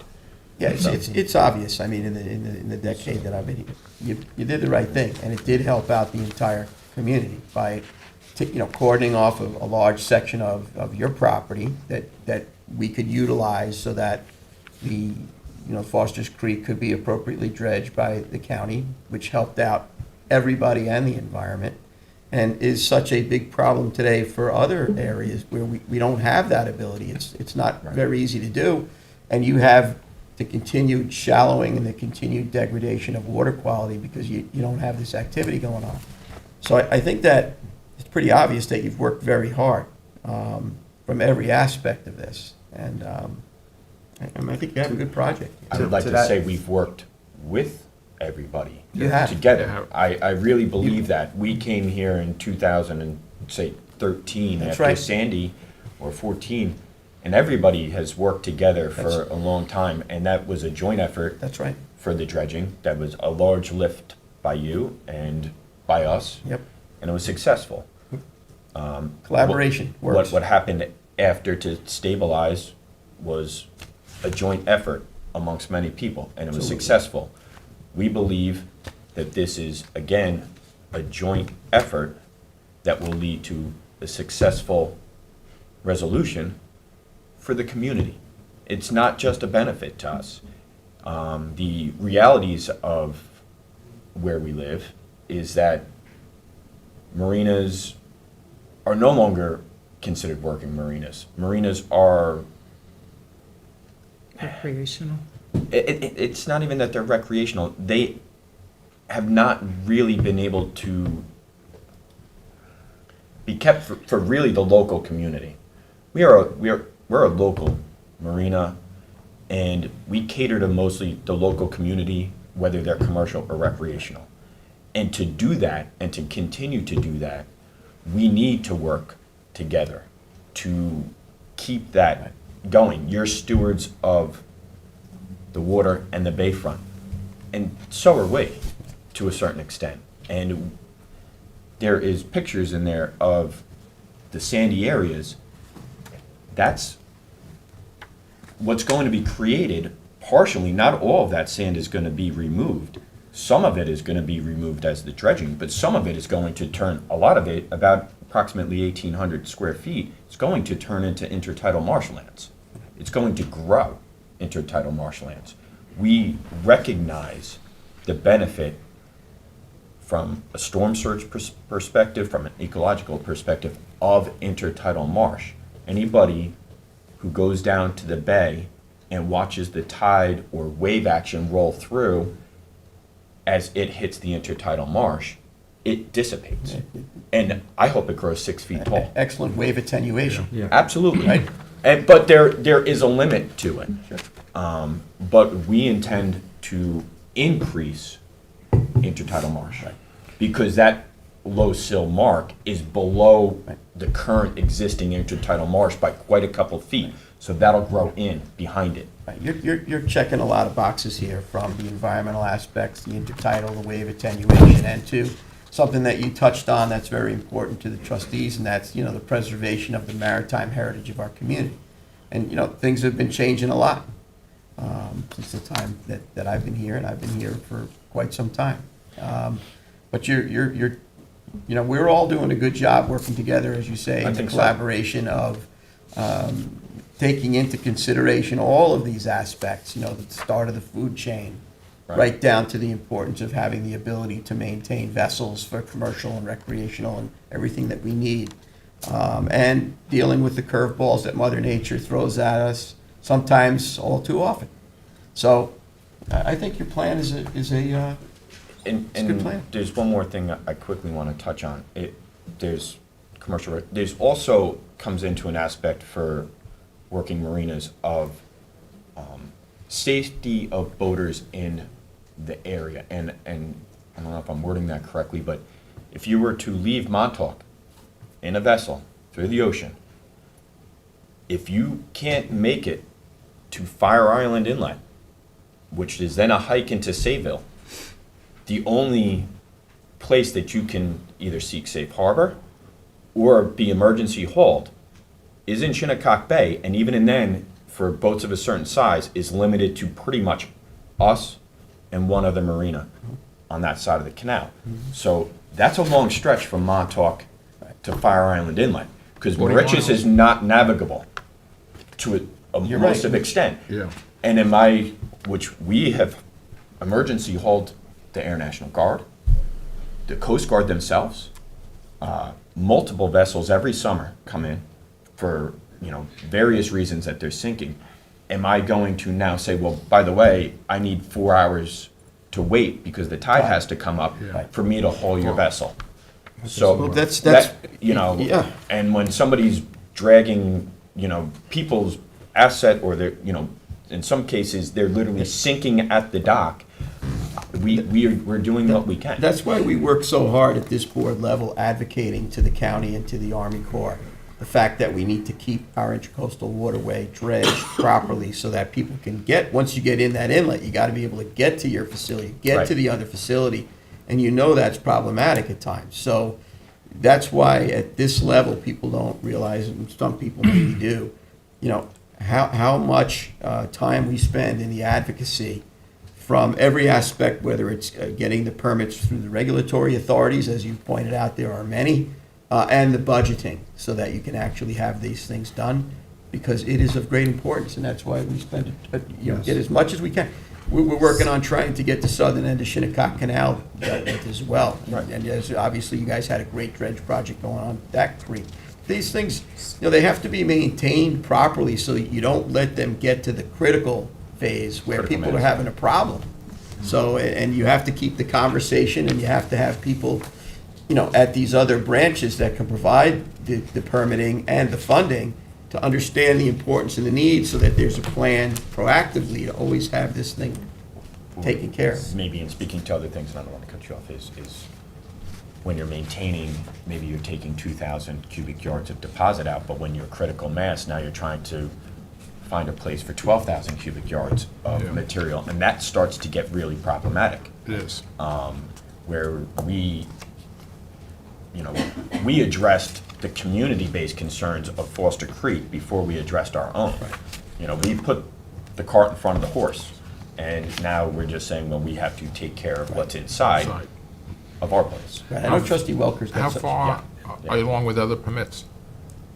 We're deep into it. We received at least one, if not two rounds of comments from the DEC.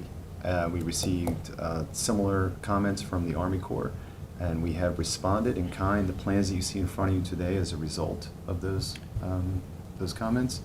And in my opinion, there was nothing of substantial interest in terms of They're probably waiting for us. questioning the design. That may be out of line.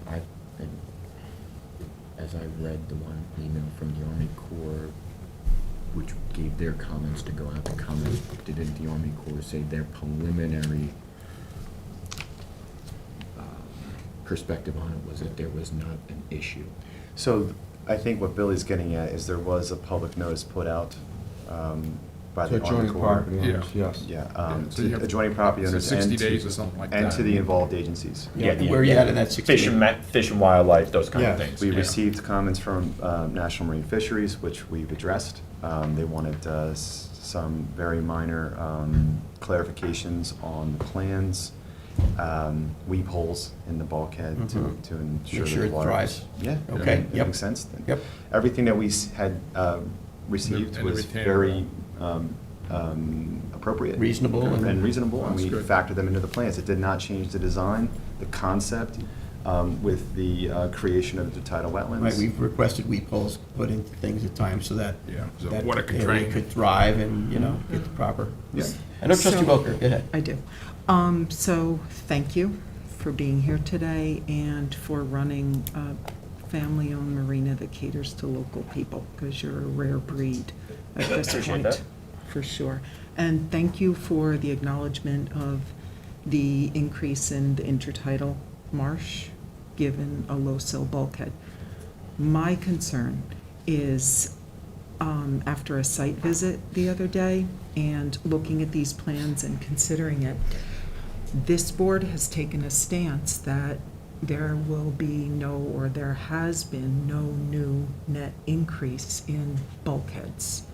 This would be that. So my question to you is, in light of that, it's approximately 500 linear feet of new bulkhead between the retaining wall and the low sill bulkhead.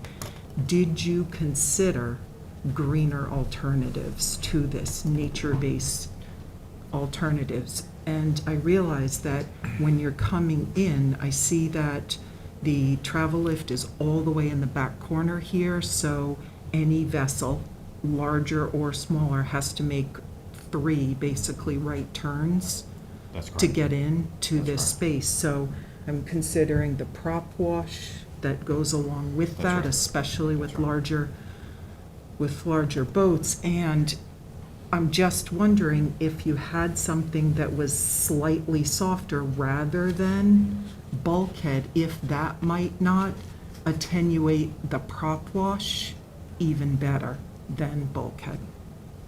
So, just so everybody's aware, Billy approached me about this in the winter time of 2022. And we studied this from an engineering perspective, recognizing exactly what you just talked about. I've been before this board for going on 19 years. I understand your policies, and where we can, we look to do the most hybrid or soft solution appropriate. I've demonstrated that to you on other projects, using all kinds of materials. This particular project required a stabilization mechanism that promoted or allowed for maintenance dredging. If you were at the site, you would see that the slumping of the bank is created a slope. And some of these images that you'll see, again, I'm sorry I don't have the ability to put this up on the screen, but when you're talking about material, it's really hard to see here, but you're talking about material that in this shaded area right here is deposited from an erosion from the shoreline. So you see what 6 foot of depth looks like. That's what's supposed to be in this marina. For Billy to be able to service those commercial boats, those federally operated boats from the Coast Guard or whoever it may be, he needs to maintain a 6 foot draft here to get those boats in and out of the marina. In order to do that, you have to put a wall down into a sediment stable, down into the basin to a depth that would allow you to dredge and continue to have a stabilized system or structure that isn't going to bow or move. A green solution, such as core logs or other types of biomaterials, it would be problematic, only because they don't allow that stabilization. You'd have to excavate down so far in order to create a base for that material to stabilize, to keep it from falling into the basin. The only possible solution for Billy to be able to continue to have a maintenance dredging operation here, to service those boats and allow those boats to make that turn into that tight corridor as you're talking about, with that prop dredging has to happen with the thrust that's required to move that vessel. We studied this and we recognized that the only solution to that with the dredging requirement is the vertical structure. It provides the engineering stability that's necessary for us to certify a set of plans that the trustees now requires. You know, they require engineer stamp plans, and allows Billy the wherewithal to understand that the functionality and future of this marina is going to be dependent on the structures that are here. So he knows that when he dredges this, that it's going to stay for an extended period of time. You know, that wall would have a lifespan of 40 to 50 years easily. So we know that that system will stay intact, as designed, as engineered, for that period of time. So In the wetland, will keep on growing behind it, in the marsh, absolutely. So the which wall. you don't have there before. So the wall is vertical. It allows the material up here to stay where it is. It allows the basin down here with its water that goes up and down to maintain its depth for navigability. And to Bill's point, this intertidal marsh that's behind it will absorb that wave energy that's coming up over it and allow whatever pollutants are in the water to be filtered out through it. Without that intertidal connection there, what you'd be talking about is some kind of revetment. You know, you're talking about stones that would require a certain slope, and then you're talking about digging into the bank to be able to stabilize that system, to put the rocks in place, and you're still worried about the dredging operation that's going on next to it. Even if you dug into the bank with stones, that bank is liquid. And you do dredging in front of it, it's just gonna walk its way down slowly. Fall. Absolutely. I mean, you're looking at a bulkhead here that you're gonna penetrate probably 10 feet into the bottom. At least. At least 10 feet, so you're gonna completely make that wall, that's the low sill bulkhead, a wall that doesn't allow any of that material to fall back into the, into the dredged area, maintaining a depth, and at the same time allowing the water to have a wetlands that is gonna be expanded and to flourish behind there. I mean, the one low sill bulkhead that I dealt with when I was first on the board was the Ponquag Manor, or the old Allen's Acres. There was a parking lot that was right up to that bulkhead. The bulkhead became dysfunctional. The DEC wouldn't allow them to put a traditional bulkhead in there. The Board of Trustees and consultants at the time came up with this low sill bulkhead concept. I think it was one of the first ones, if not the first one, that was done in the state. And you go down to that site now, and there's no longer a parking lot. It's 50 feet of flourishing either low marsh or high marsh and wetlands. So it does work, and they did a dredging in front of it, a substantial dredging, and nothing has moved there. And it's been a net gain of a wetland. I'm looking at this project from an environmental aspect, that if we can take an area that has been disturbed by man and make it a net gain of a wetlands, I think it's a positive for the environment and for the whole community down there. Because I do remember this area, I do remember it as a kid, I do remember when there was basically a jetty that was made out of tires that completely fell apart, ended up into the canal, and the county would go down there and dredge. Jamming in the cutter head. Yeah. So there were things in the past that were tried that didn't work. And I know this low sill bulkhead does work, because I've personally seen it work in this area, so. I agree with it at 100% with the low sill wall. Only thing I would add is probably an osprey nest at the end of that point. Can I just put it on a different side of the area? I don't have a problem with the osprey nest. Yeah, obviously, it's gotta work yeah. for them. I actually would put it more to the South bay side. side. Yeah, the Okay. south side on the bay. Okay. So if you There put would on- probably be less interference Yeah, with whatever boats. they're doing Okay. if it was more to the You have to bay keep it away side. from We trees. actually, me and Brent walked. Yeah. Okay. I wasn't aware of, I hadn't thought about that Yeah. when, and Brent brought it up to me. We walked that area. We did identify A good spot. a good Okay. spot. We did. Because they would love the new wetland where you're gonna great make. Yeah, spot. yeah. We identified what we think would be a Yeah. good, and we're happy to work with you guys Okay. on that too. You got something else, Trustee Booker? Yep. So, just 2 seconds. Yeah, that's why I didn't want to get off the topic of the wetlands. We'll go back to that, so. Okay, please, it's please. the same. Okay. So, if we are going to increase new bulkheading, if we are going to do that, is there any opportunity for increased mitigation then that could go along with this project in addition to the intertidal wetlands behind the low sill bulkhead? What I'm looking at is where you bulkheaded previously, where the return was done previously on the bay side. Is there opportunity there for re-veg or something along those lines, perhaps?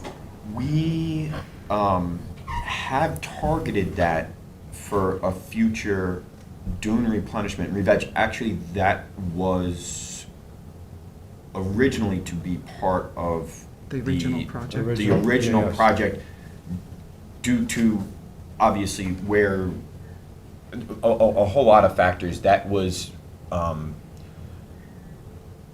essentially postponed to a later date. Well, I remember it as we needed to establish that return bulkhead that was there to stabilize the beach in order to do this project, because I remember it was pretty liquid, the beach, and we were losing all of that material. Yeah, there into- was really nothing there. So The only thing that was holding it back was the remaining riprap. If Yeah. that riprap wasn't there, that sand would have. So now that the beach has been basically Stabilized. shored up and stabilized, we can look to do that in the future, because you are gonna have a dredging project.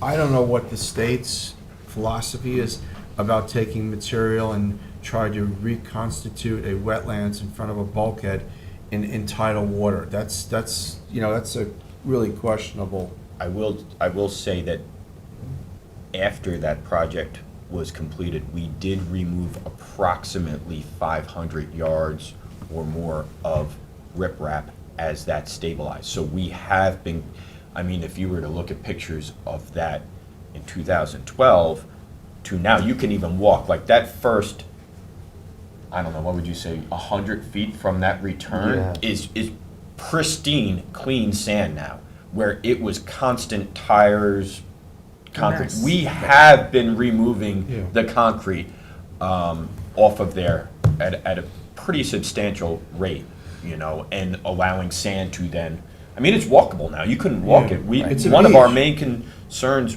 nice then beach. was, you had concrete with rebar, People getting hurt. and I had said, yeah, like, I can't, it wasn't that I didn't want to allow, but there was literally no pass and repass because you had concrete there with rebar, and it's like, I have to, at some point, protect, the people too, kids playing, whatever. That's no longer really the case. That is a full pass, repass beach, through nature. We didn't deposit any sand there. We just allowed it to stabilize. Right. And so I think that that's where you see sometimes the benefits of stabilization. So Brant, So- what do you see as the next step here? Just want to touch back on Trustee Walker's point regarding the mitigation. The project in and of itself, as designed, is mitigation. I think the trustees should take into consideration that what we're offering to do here is not just protect, but stabilize at least 890 square feet of intertidal vegetation and revegetate it. Right now, it's just trying just to be sand and bog. So without this project, and if Billy just came into you and said, hey, I need to dredge. This is a maintenance dredging request, what the trustees give out all the time, especially for operating marinas. Army Corps, DEC, and trustees would be hard-pressed to not give him a maintenance dredging permit. If he asked for that for this area and did the dredging project down to 6 feet, whatever intertidal marsh that is there, which is very minimal, will be gone. So again, I asked the trustees to collectively look at this as a mitigation project in and of itself, because without stabilizing the shoreline as we're proposing to do, you won't be able to benefit from that intertidal wetland area. So what I would ask to Trustee Horowitz's point is to take a look at the PowerPoint presentation that I'll send to you. Somehow get it to you guys. It's too big to email. take a look at the updated plans, and as part of the updated plans, the last sheet you'll see is a full mitigation presentation. And recognize that this is a vibrant local marina that needs some assistance from the trustees in a collaborative state to be able to operate with this much-needed maintenance dredging operation. So I have the ability to answer more questions. I feel like the record is pretty full, and I would ask you guys to consider advancing this, because right now, time is of the essence. And as one of the trustees mentioned, perhaps the DEC or the Army Corps are waiting for you to issue a permit. I don't necessarily know that that's the case, but if in fact that is the case, we would ask you to act quickly. Yeah, would help. It wouldn't hurt us. No. Trustee Warner? I think it's a good project, I think, because when I first went down there, I realized that this is a functioning marina and that the boats are getting bigger and bigger. At this point, if we don't allow them to put this do the whole project and just allow them to do the dredging, in 2 years, you're gonna come back for another dredging permit, and we're just gonna cut away on that peninsula and that wetland, which we really can't say no to dredging because it increases water circulation. So we're gonna be cutting away, and there'll be a point where eventually we're not gonna be able to have a net gain of a wetland. We're just gonna have further and further losses of a wetland. So I think now is the time to act and to, like I said, I personally have dealt with other low sill bulkheads. I think it's a good mechanism to help shore up dredged canals and to maintain the integrity of the area and to preserve what was there. Because a lot of these areas, when you dredge any type of canal and there's no structure there, it just sloughs down over time. And that's exactly what's going to happen here. It's a functioning marina, regardless of the sizes of the boats and what direction they're going, and I think that it needs to maintain being a functioning marina. And I think that you've done the best job that you could in a very dynamic situation with building wetland, and protecting the maritime heritage of the community in a very tough, dynamic situation. So I Appreciate that. think you did a good job. Yeah, I just had one question. Has the DEC weighed in on any secret issues? I'm sorry? No. Any determinations? Because it looks like we don't see that often, the trustees don't see that often, a new bulkhead of this size. Well, let's be realistic here. It's really a wall. Low sill bulkhead. It's a low sill bulkhead. Yeah. And you know what, we've allowed, people want to cut boat slips into their property along various areas, and they had to put in new bulkheads. So it's not like you're taking, an area of the northern side of Dune Road and eliminating a tremendous wetland and putting a bulkhead there. This is a very unique type of a situation. And years ago, we gave South Shore a low soil bulkhead, low soil wall, and there was nothing there beforehand in that one basin. Right, and you did put a low sill. Up in Moneybrook.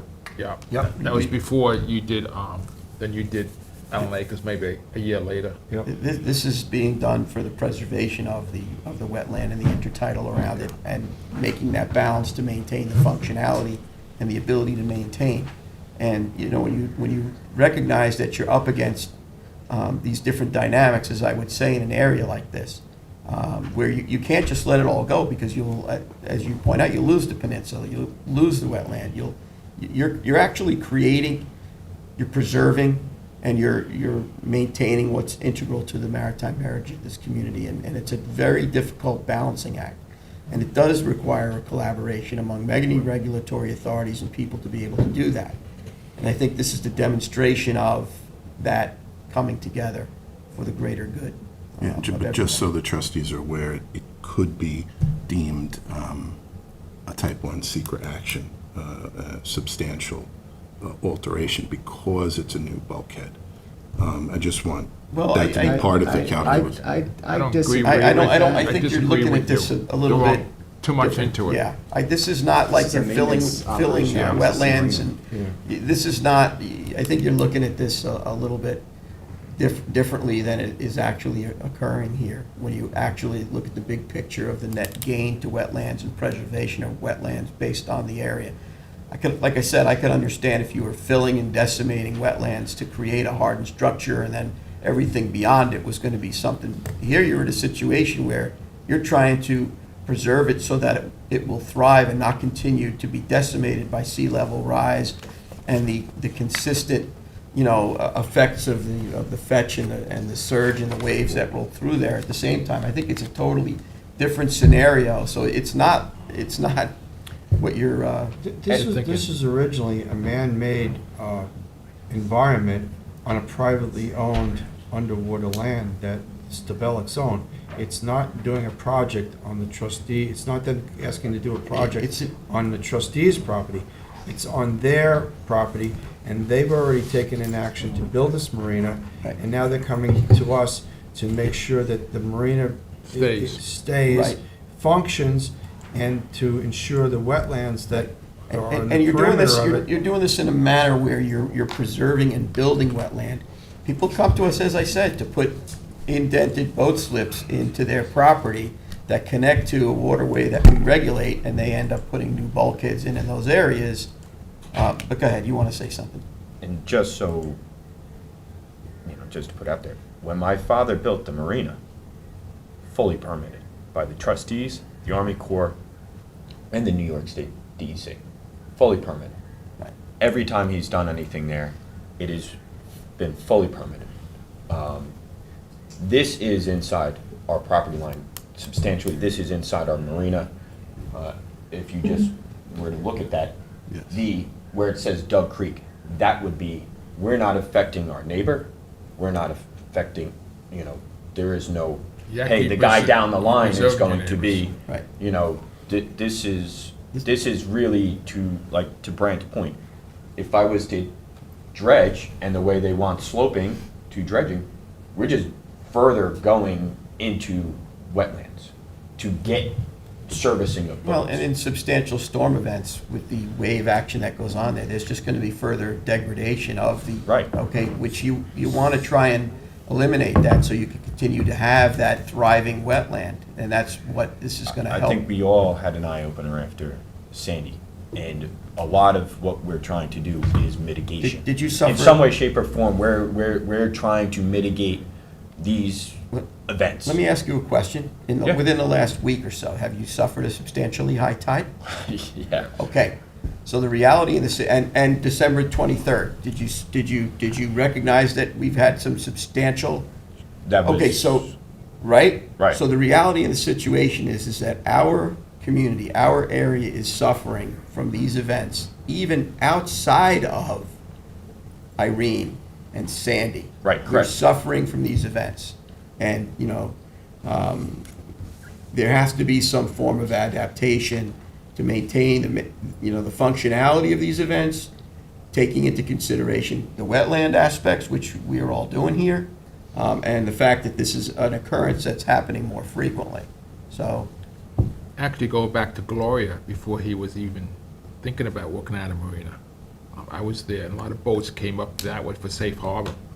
Almost all the people from my place went up there, and we actually stood there during the storm and saw the Penny's motel roof blow off. Yeah. And that's how it goes, the fog goes back.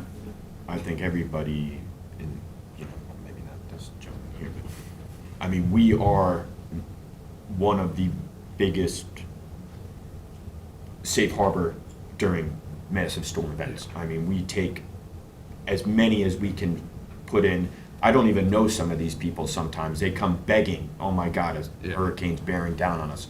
Please, can you, and we give harborage at our own liability, because we don't know how bad the storm is gonna be, and we kind of felt like we dodged a bullet during Irene or Sandy, where, the marina was able to withstand it at a substantial cost to the quote-unquote infrastructure of it.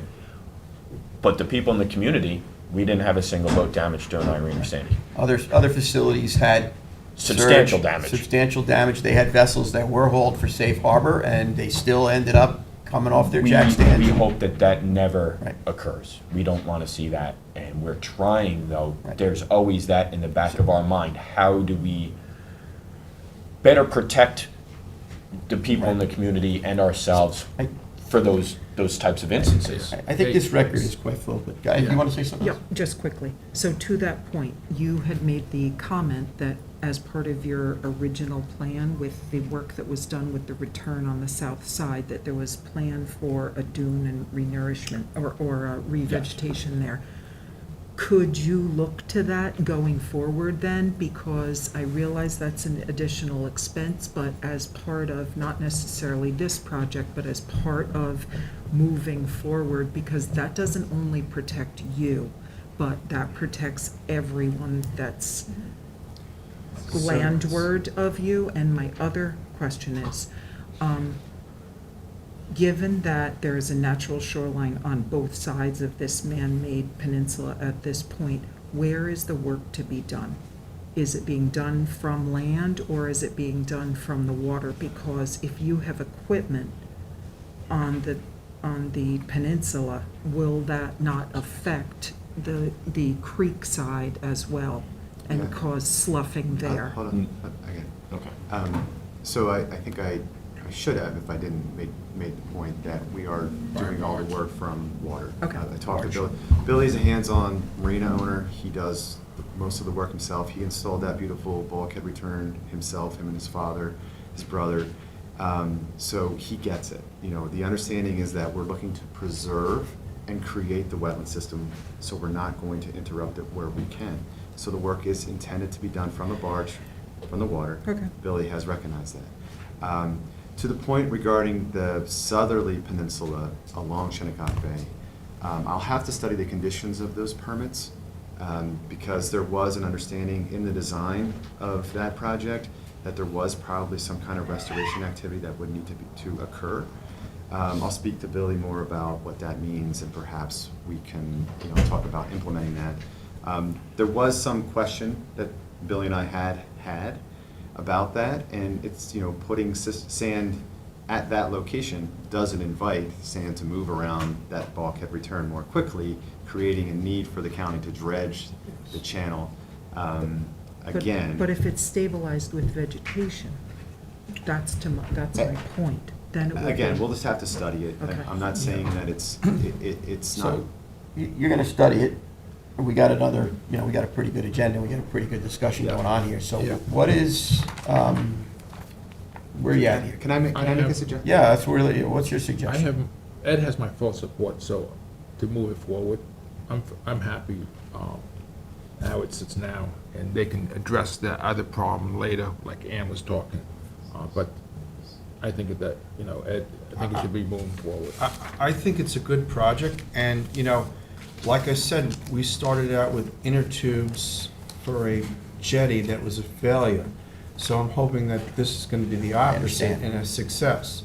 And I do bring a little bit of, or we do bring a little bit of knowledge at a low sill bulkhead on the same body of water that has been very successful. So let me ask the question again. What is it that you think the next steps are that's going to be helpful? Okay. We have a set of fully engineered plans, which is a requirement from the trustees to move this into a decision at the next hearing.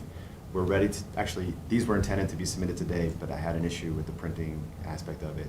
So they will be submitted this week. They are in fully engineered form, will be stamped, ready for approval.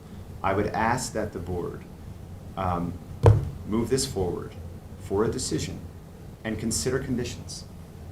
One of the conditions being the osprey pole. Tell us to install an osprey pole. Billy and I will work together to find the most appropriate location as we discuss. If the trustees want, before we leave today, for us to show those on the updated plans, I can do that. Billy and I can leave here and we'll make a decision and we'll put it on the set of updated plans so the trustees know that what they are approving has an osprey pole noted on it. But they can do it as a condition. Second condition would be whether or not the trustees want us to look at that southerly peninsula. Do you want us to take action on that as part of this permit, which could hinder Billy's ability to get the work done quickly, but we'll talk about it. You do have other permits in place that may have already addressed that need, so you could always just refer to those permits in the conditions of this approval and say that the conditions from the previously approved set of plans will need to be revisited by your analyst, Mr. Duryea, and ourselves to make sure that that's in compliance. Right. On that subject, Mr. Duryea, you have any commentary relative to this as our senior environmental analyst? The low sill bulkhead is consistent with trustees, what they've done in the past in areas like this, especially with a private marine basin that is not adjacent to any public land other than the other side of the peninsula.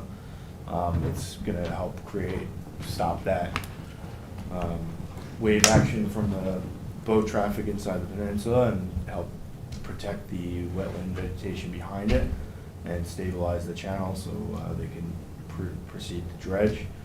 I don't see any issues with the low sill. You guys have done it in a marina, I think in West Hampton, you allowed, it was a Gina Rignan applied for it, and I don't remember exactly where it was, but it was South recent. Shore. South Shore. And, right, and that was a new low sill bulkhead. That was been an alternative for the trustees to go to. That way it protects the wetlands behind the locations and stabilizes the shoreline. Like Brant said, the return is previously approved, and again, that return is within the marine basin of the privately dubbed basin marina. So it has no effect on any other properties in this location or that area, and it's already been previously approved by the trustees board relatively recently. Okay, Trustee Warner, your recommendation? I think we should Advance? advance it, please. Okay. I'm good with that. I'm good with it. All right. If we could look at the special conditions, that'd be great. Yes. Okay. All right. Your special conditions advance. Thank you. Thanks for coming in. Thank you very much. All right. Thank you, guys. Sorry, real quick, the plans, stamp plans need to get to us. Yep. And now, per our procedures right now. Correct. It'll go on for the next work session to view Correct. those Yep. stamp plans. Okay. Clear? Correct. Clear? And with those stamp plans, we will give you a revised product description. Clear. For clarity. Correct. Thank you. Thank you, Brant. Thank you, everyone. Trustee Wilker, 361 Dune Road. Yep, 361 Dune Road, Conic Environmental. How are you, Jonathan? Hello. Sorry for the long wait. Yeah, hope this one's quicker, huh? You got pizza coming. So this is a project to install snow fencing on the beach.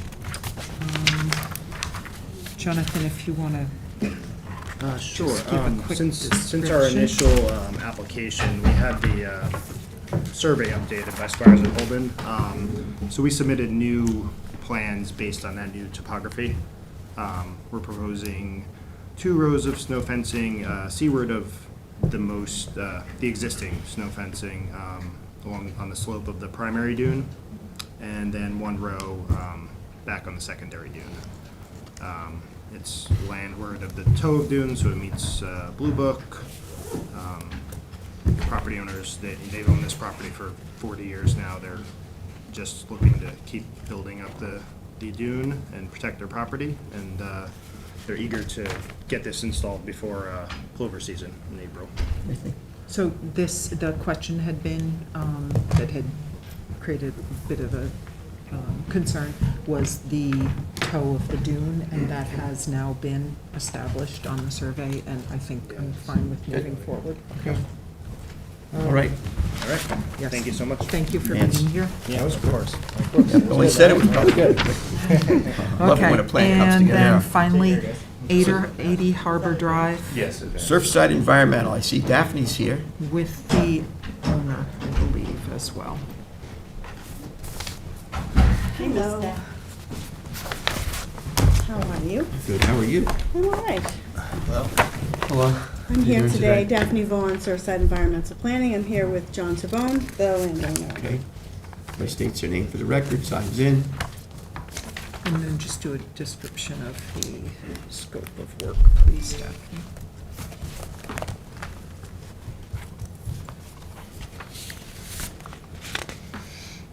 Or do you want me to while you're signing in? Want me just? I'm done. Okay. Whatever you like. So,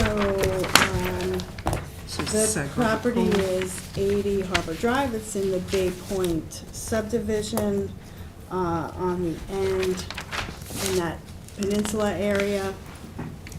We are proposing 64 feet of fixed dock with through-flow decking with a 14-foot ramp to a 6x20 float.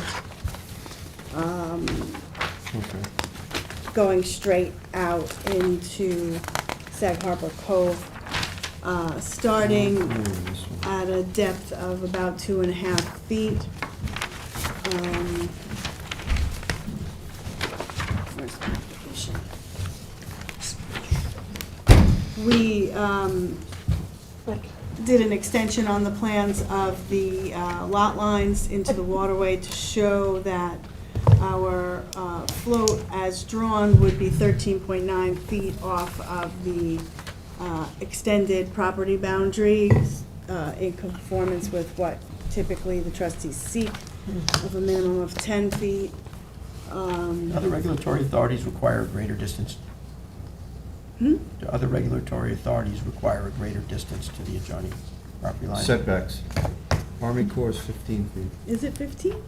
I'm almost thinking we should probably amend to match that to avoid any, that's a Not, blue. maybe not on this. Not on this, but I mean, this is a blue book, just to avoid, well, no, but to that point, if Yeah, they're yeah, yeah. 15, and we're, We then should you be. gotta go to Yeah. 15, so what are we doing with 10?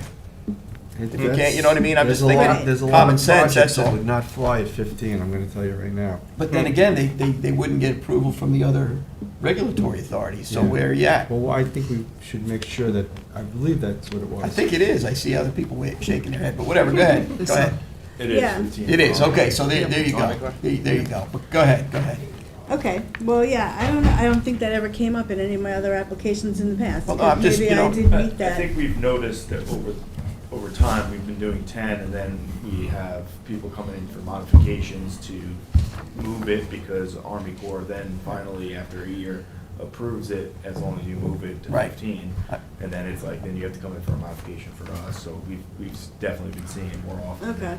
They hold to that, so I think it might be a good idea for the trustees, if that's what they want to do, is to maybe amend the blue book to do 15 as well, yeah. to avoid the applicants from going back and forth with the Army Corps. Yeah, I guess it depends on the cases of the properties, just if it's a thing, you know. I'm gonna make a note of that myself. So there are a couple things here that were addressed either in conversations or emails with Daphne and the homeowner as well. We have an advisory letter from the Conservation Board. I will read the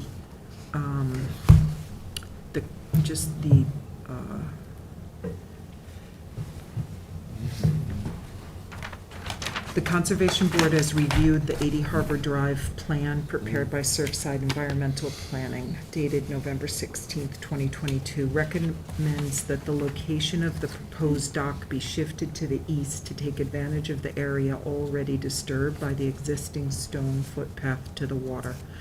Shifting the dock will minimize disturbance to wetlands and will prevent removal and/or damage to the existing marsh grasses and groundsel along the shoreline.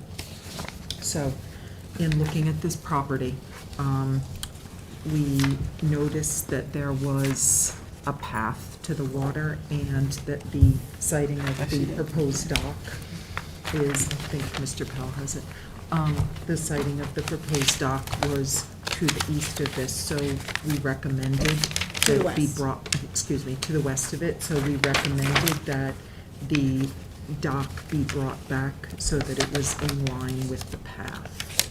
However, Yes, See this letter? which letter? Also, the dock is longer than. Oh, 70 thank you. than the pier line. Yes, so the pier line length in this area was extended after rigorous public hearing last year to 75 feet. This does exceed that. This project exceeds that. I believe the dock goes to 79 feet from mean high water as drawn. And, okay, so as far as the pathway, I did submit a photo to Ann. My client actually brought some better photos than my photo. where he actually measured the width of the pathway, it's only 2 feet wide. So as far as disturbance, no matter how you slice it, you would be disturbing wetlands to install the dock. When we cited the dock, I had my client analyze where he wanted to place it based on the water depth, but also based upon what was going to be functional for his needs. And I had indicated to him to make sure that there would be no need to clear any groundsel.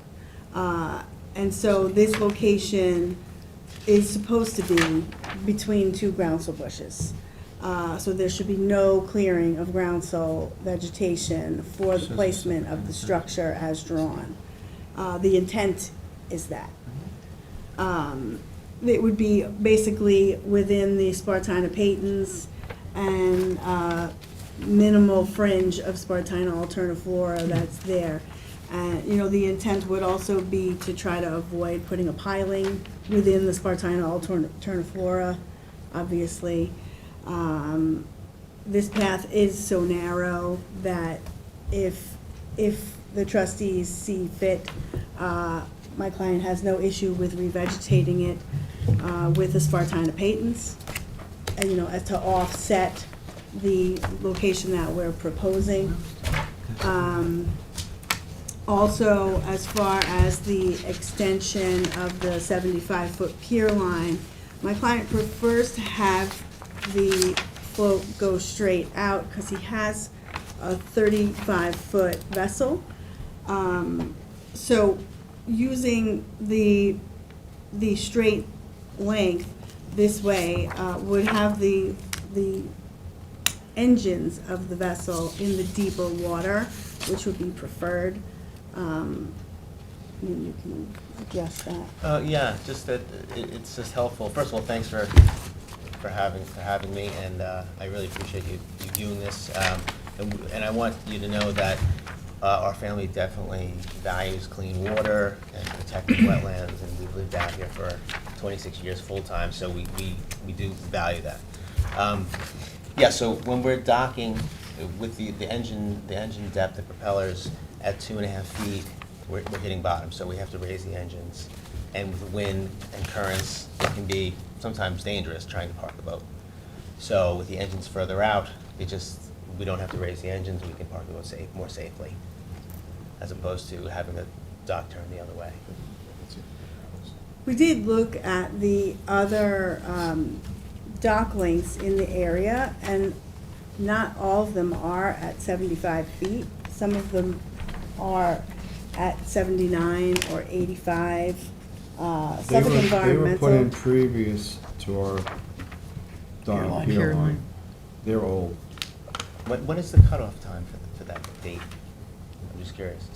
One of them was more recent, but I'm not sure what. We just redid a pier line in this area because it was 65 feet. Okay. So I mean. So you're saying somebody violated our pier line recently, is what you're saying? I don't know. No, I have an aerial of all of the Yeah, Suffolk lengths. Environmental had done like a study. Yes, I guess. yes. Yeah. So some of those docks were put in the 80s and the 90s prior to the Okay. trustees initiating a pier line in this area. Okay. I 'Cause I know- believe the original pier line was 50 feet, Mhm. then it was lengthened to 65 feet, and this area was done to 75 feet, which would, you would acquire, your adequate depth of water if the dock was, an L shape. So that, I'm looking at this, I would just recommend an L-shaped dock, and then it would be within the pier line. And then we wouldn't need to, go back and forth. But I do have one question for you, and you said you've been here for 26 years. You do realize this, there are quite a few large rocks out there. Yes. And siting your dock, you should be very cautious. I don't know if you walk that area or not. I but I'm have. very familiar with it. So, Okay. yeah. Yes, Maybe have- there are a few larger rocks. Yes. We rented there last summer, so we spent the whole last 2 Okay. summers there. Yeah. You don't want to bend up those props you were talking about. Yeah. Or the hull. No, Yeah. I know there are where those rocks are. My neighbor comes in, so I can see where he navigates into his Yes. dock. Some of these other docks have been put in fairly recently, one within I think 4 years and one within 2 years, that are dock length on 81 Harbor, just as a reference, 89 feet from average high water. 82 Harbor, which is also very recent, 80 feet from average high water. What was the permit that was granted for them? We don't have that in front of us to. James, do you have any information on this, or what do you want to do with it? I mean, When, Is this go helpful ahead, at all? go ahead. When James and I looked at it, yeah. that's for yours? This is for theirs, for these two docks that I was just referring to. What they were, what Do you have, actually you have went in. copies of their permits? What is that? Certificate of compliance for that, for those. Okay. That's for, there you go. Well, this is the aerial of all the other docks, including those docks. Modification. And this is also for This is the 82 approved Harbor. plan for 82 Harbor, which scales out at 79 feet in an L shape. This was, I did this plan, actually, my office. Which one is that? 82, which is next door, Next to him to the west. to the west. To the west, Yes. yes, 82 Harbor. Which would be this one here? No, I already asked for that. Upside down. Sorry. It's the one that's 2.9 on my plan. 82 Harbor, right here, yeah. The one, so the one that's to the north of it? East, it's like Yeah. east. To eat, Right here, Ann. yeah, the one next door, the adjacent property, I'm trying to look. Next door. yeah. This is 81 Harbor.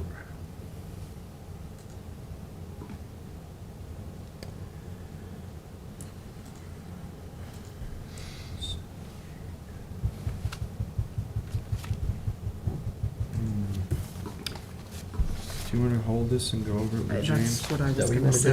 do? Yeah, I think so. I see, I have a lot of pieces of paper here, Yeah, why don't you, and I'm trying to make heads or tails of it. I don't want to make a. because I don't you've think just we given should- us some more I don't information here. think we should be making rash decisions Agreed. at the meeting here, so. We have a couple things to look at Yes, and discuss. yeah. We And we then- didn't cite the dock over the existing staircase because he'd like to maintain the existing staircase, so he can, it's a 4-foot concrete bulkhead, basically.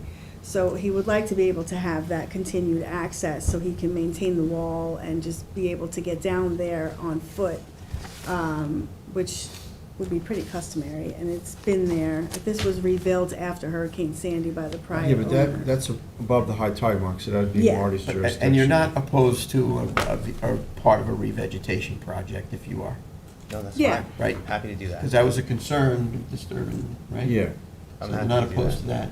Yeah. There would be I think, a net gain of more vegetation after the dock gets put in, I'd re-veg that, right? That Yeah, so walkway. like I said, this is the photo that I emailed. yeah. And he had shown in his measurement, it's a 2-foot wide pathway, Right. so it's not very big. I got you.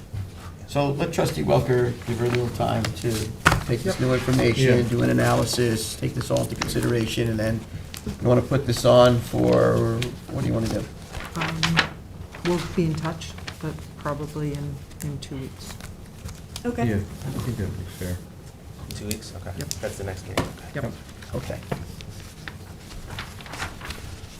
thank you. Thank you. Thank you. Thank you. Okay. We have 142. 142C, right? 142C, Newtown LLC, 142C, Newtown Lane, Michael Mack. That's was a just determination- stamp plan- That's just stamp Stamp plans. About the Plans. final stamp plans. So- Were the stamp plans received, and are they in order? You want to come up and approach the James? board? You could come here and state your name, sign in, and we don't want I found the discussion very educational. to... You did? Good. I A do lot a of lot of, information to- I do a lot of DEC work at any given time. I've got a dozen applications with the docks and bulkheads and everything else. State your name, sign in. I would say something, though, that DEC does require 25% at low tide from side to side. You may want to consider that. 25%. Yes, sir. 25% of what? Low tide to low tide Oh, okay. across the channel. And I always designed it 25% low. It may line up with your high tide. I don't Yeah. know. But they always require through flow as a matter of course. That's what we have been doing for years here. So They followed our lead on that. where are we at on his stamp plans? We're all set, he's. He's all set? submitted it. Yeah, we're all good. All right, Okay. so you're good. So this is going to advance to resolution. Correct. Yes. All right, And same here with the next, Reiner Schoenbach, 545 Sagaponack Road, Village of Sagaponack, and Consultants has submitted stamp plans. okay. All right. So you're in good shape. The next one's in good shape. You've done a. You do a very interesting job here. I mean, I deal with Shelter Island and South Oldham Riverhead. Everyone does it a little bit differently, but you have an interesting approach. Well, we try. We try to be fair and, I think- you know, to everybody. Yeah, the Marina one was interesting. I'm doing a 5,500-yard dredge for Marina up in Okay. South Oldham, with 1,500 linear feet of hybrid low sill that I We can designed. adjourn this meeting? Okay, so they're doing low sill over there also. I mean. Hybrid low sill. Text me back. What I did basically is that in order to protect the shoreline, I raised it up to the level of the shoreline and cut the bottoms out every 6 feet to allow the water to come in up to the high tide line, but gently, to replenish the high tide. DEC didn't like that, so I moved it to the medium high tide line. But for their channel, I kept it at the low. Okay. But it's a little different. That situation was different. It was an old brickyard. They had dug it out. Oh, I'm to make familiar with bricks. that over there. The brickyard. Goldsmith, where I Yeah, was. Yeah, yeah, yeah. Yep. Yeah. Yes. And I've cut a new channel into the one with Port of Egypt, Okay. to give them a new channel into that one. Really? Wow. But everyone's a little different, though. You have to, Right. each marina's. A lot of got a bricks up different- there, right? Pardon, sir? A lot of bricks. Get back on my agenda. Yeah. 80 feet of bridge down the bottom over there. There's a lot of, You want to try to put in some sheathing? no, it's impossible over there. Yeah. You're lucky on the South Shore, we have sand. So you're, Appreciate being here. you're in good shape. Okay. Thank you very much. Thank you. Have a good So you're day. good. So the 11 o'clock discussion, obviously, we're gonna dispense with that and reserve our discussion for executive session for Question, how long personnel. does it take to get the permit? James?